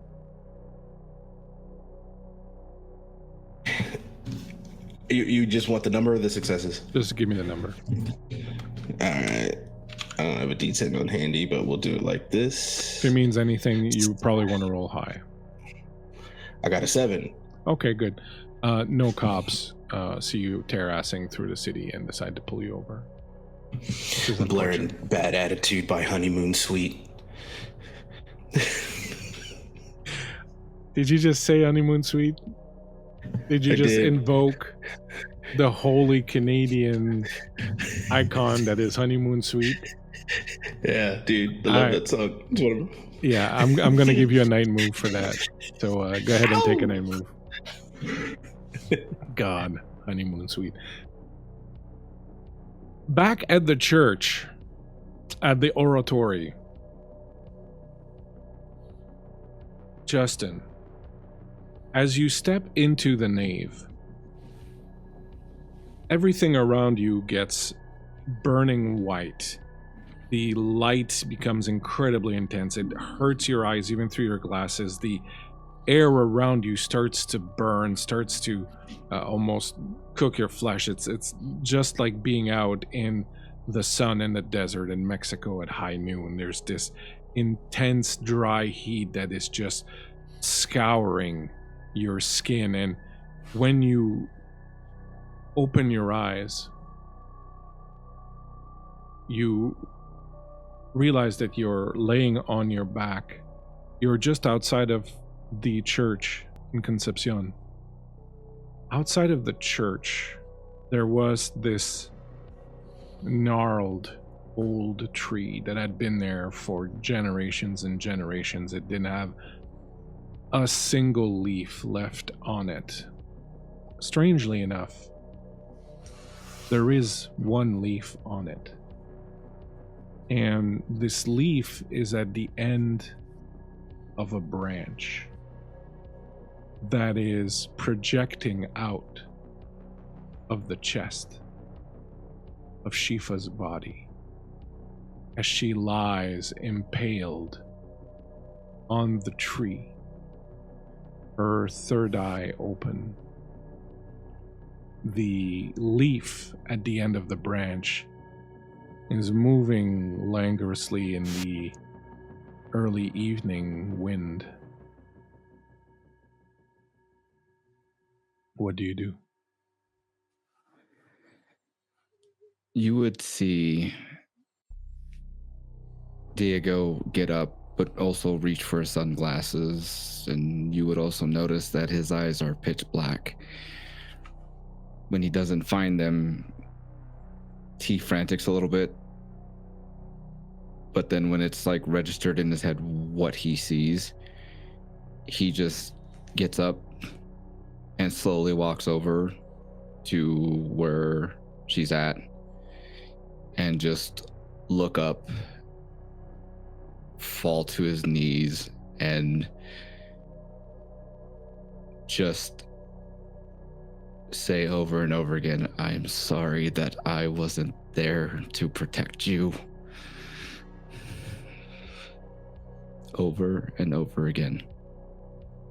Father Dubois, you see this. After he finished clawing his eyes and ripping his sunglasses off, he fell to the ground, and now you're watching this pantomime as he gets up and walks towards something, extending a hand up, looking up at something, and then falls on his knees and starts repeating this over and over.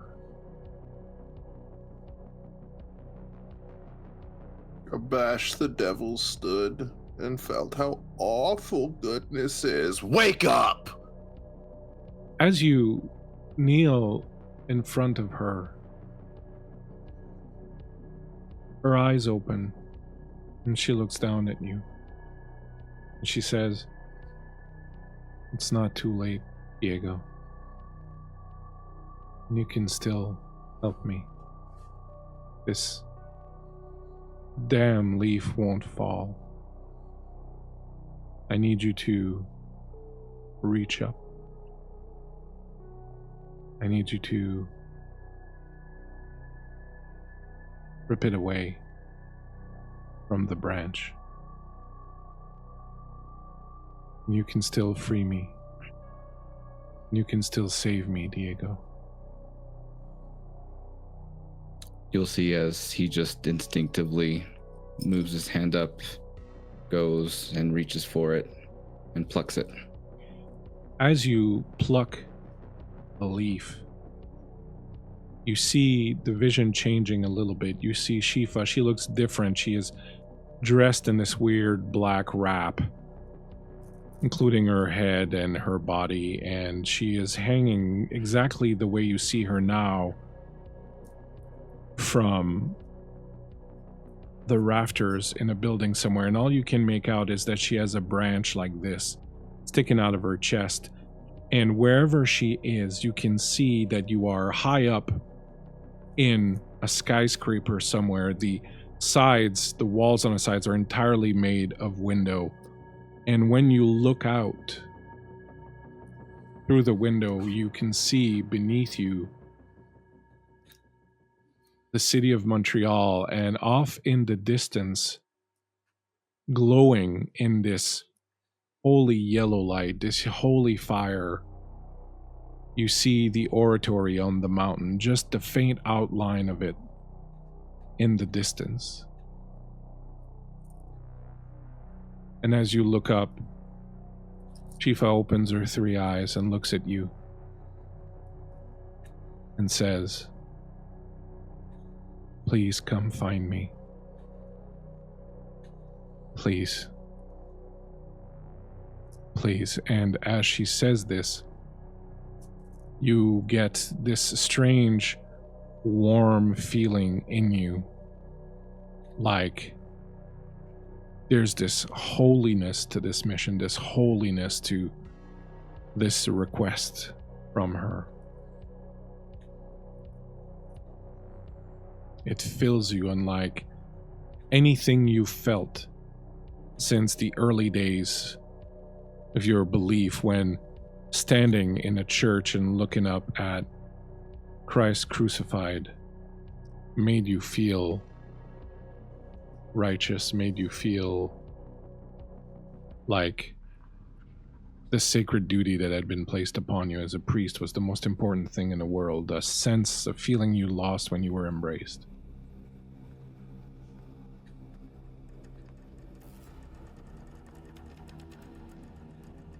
What do you do?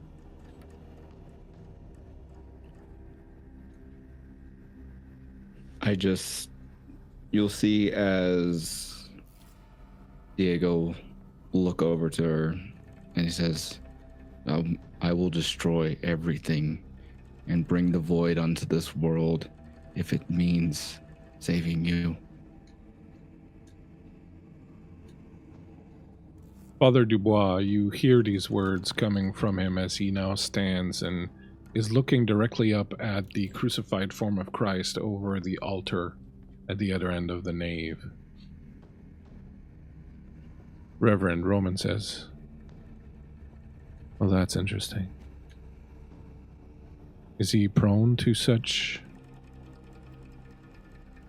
episodes?"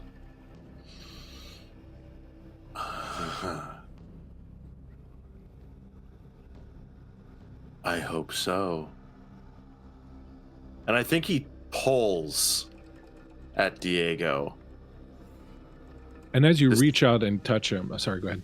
Yeah, I was gonna say, just like he starts to like kind of like see if he can like almost not necessarily pull like in like a negative way, just like guide him back out of the church. And as you grab him, Diego, you see for the last time Shifa's face, And there's a strange look there. You're not sure. She seems about to respond to what you just said, and all of a sudden you see that you're staring at this ginormous crucifix standing behind the altar in the church, and Father Dubois is pulling you away from there and trying to haul you out of the nave of the church, while Reverend Euclid Roman is keeping a very interested eye on all of this.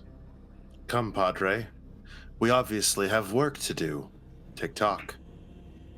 You'll see Diego just like close his eyes immediately and cover them and say, can you find my sunglasses, please? I kind of need them. Reverend Roman extends them to you, Father Dubois. They were on the floor. Don't hide what you are. And he presses the glasses into his chest. Diego will grab him and then slightly open his eyes so he can be able to see where the Reverend is and say, I appreciate your help. Now, forget the last little bit and escort us out, please. He gives you a little smile. Says, of course. This way, please, gentlemen. I'm so ever glad I was able to be your guide here today. And he will lead you out back the way you came originally, out towards one of the side doors in the upper floors. I hope we'll see you again sometime soon. It's been a very interesting evening. No question, Reverend. God go with you. And you as well. If you don't mind, please, if you hear any more instances of this Weeping Madonna, please, how about you give me a call and you'll see as Diego pulls out a little business card, hands it over to him. He'll reach out, he'll take it. From his pocket, he'll produce a red-covered Bible, slip it in. I certainly will. Good evening, gentlemen.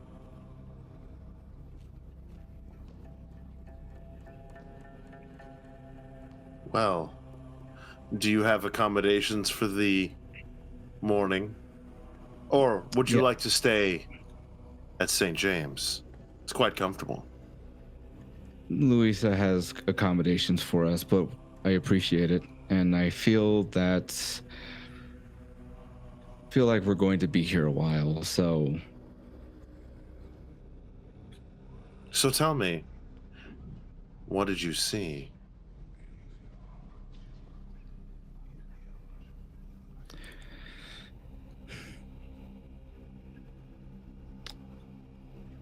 I saw her again, asking for help.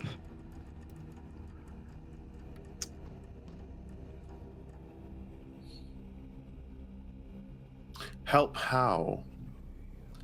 What did she require of you?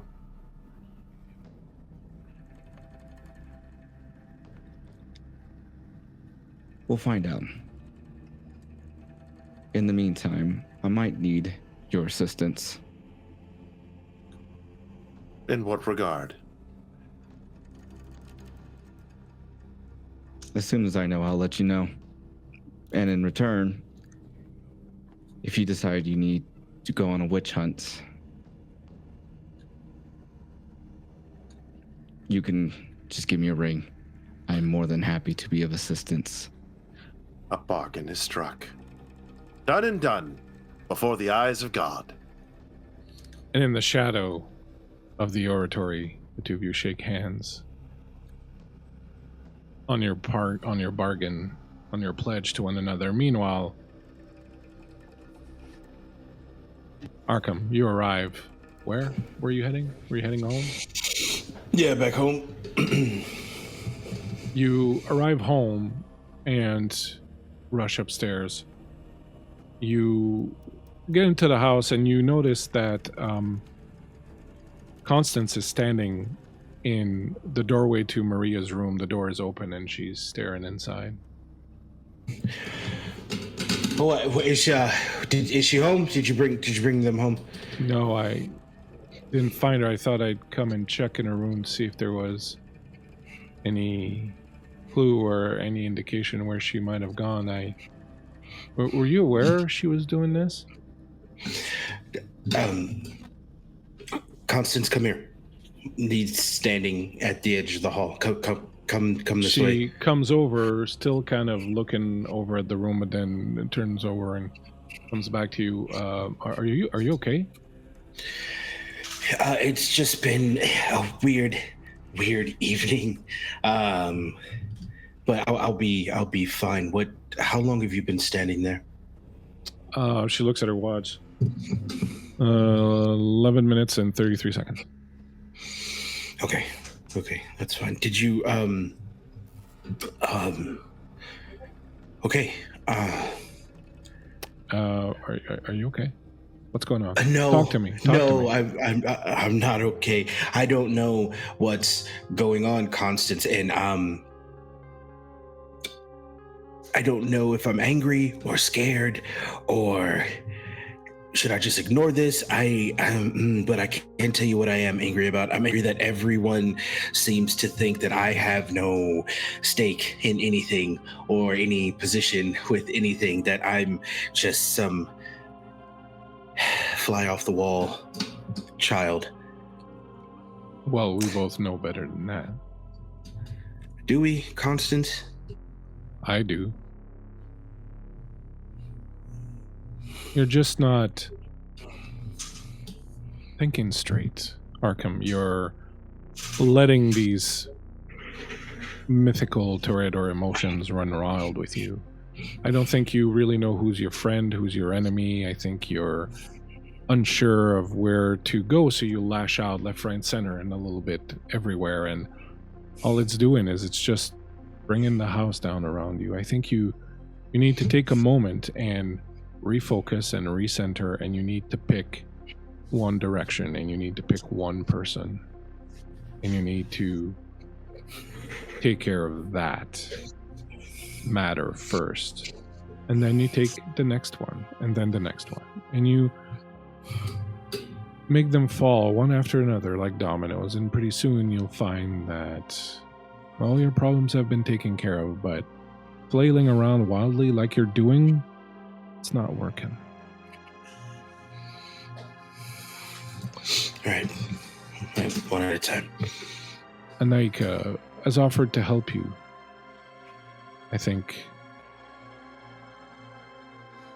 you should listen to her and speak to her.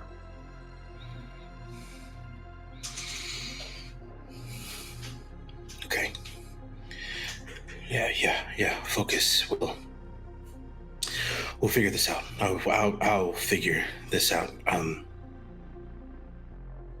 First things first, I do have this, and she pulls a little laptop and she opens it, and she's like, we don't have a lot of cameras here, but we have enough to have captured this. And as she plays back the cameras, you see it goes back several hours, and then it goes all the way back to, you see Maria leaving, you see Constance coming into the house, looking around, doing some stuff, leaving.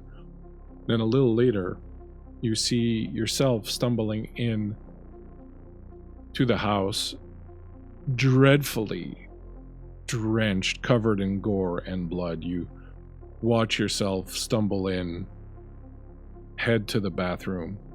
When you come out, you were naked. You apparently have washed, as you are no longer covered in blood. You very dutifully go into the kitchen, find cleaning products, go through the house, clean the mess that you made coming in on the walls, and so on and so forth. Once that's done, you go into the living room and you very carefully select an album. It's difficult to tell which one from here, but you go through your vinyl collection and you pull one out and you very carefully dust it and clean it with a chamois and place it on your record player. And then you stand in the middle of the room just listening to it. A full hour of just standing there listening to this record. When the first side is over, you go over, you flip it, You close it, then you stand back. And you listen to it, and you're swaying in place. Impossible to tell, there's no sound. Then when it's over, you sort of do one last spin, and then you fall flat down on your face.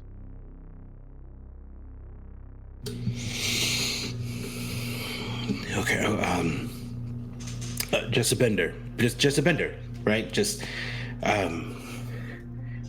it's that time of year anyway, right? The transplants, they come into town, they bring their drugs, their things like that. That's what it was. I just went on a bender. I looked at the record that you put on. It was Miles Davis, Kind of Blue.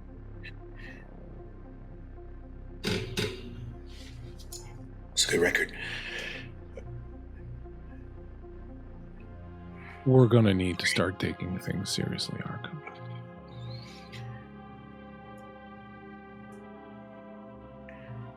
We are. So, let's sit down. I'll open a bottle of wine. We're going to take this little pad of paper here and this pencil, and we're going to make a plan. Yeah, well, that would be best if we did that. That's good.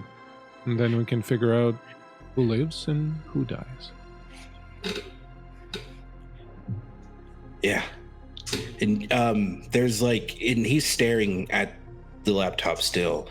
And when Constance says who dies, Arkham's just a gentle grin comes across his face. He goes, yeah, a plan. Yes, perfect. All right, let's do that.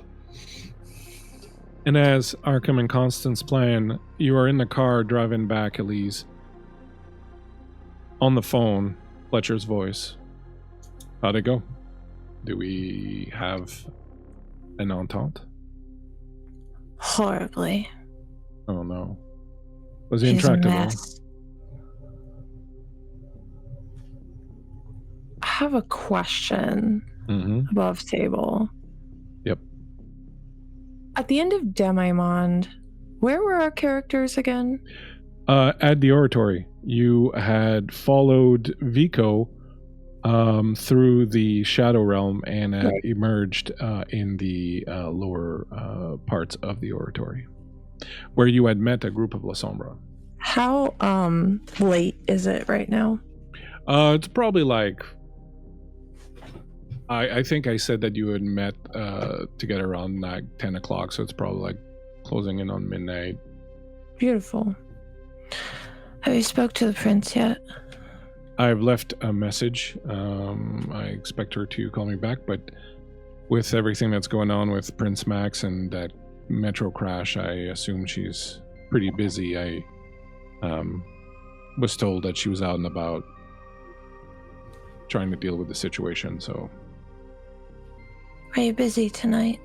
No, not necessarily. There's a few sketches I was going to make, but why? What do you need?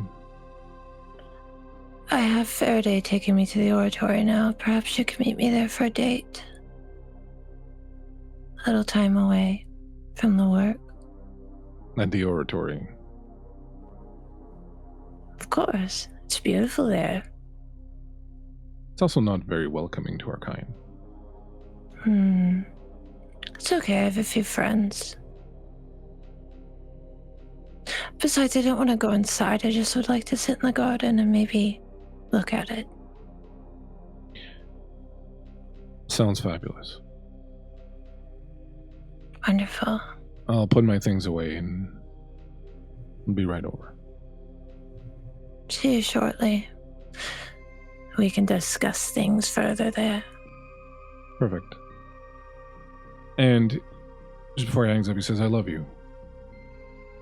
I love you, darling. Perfect.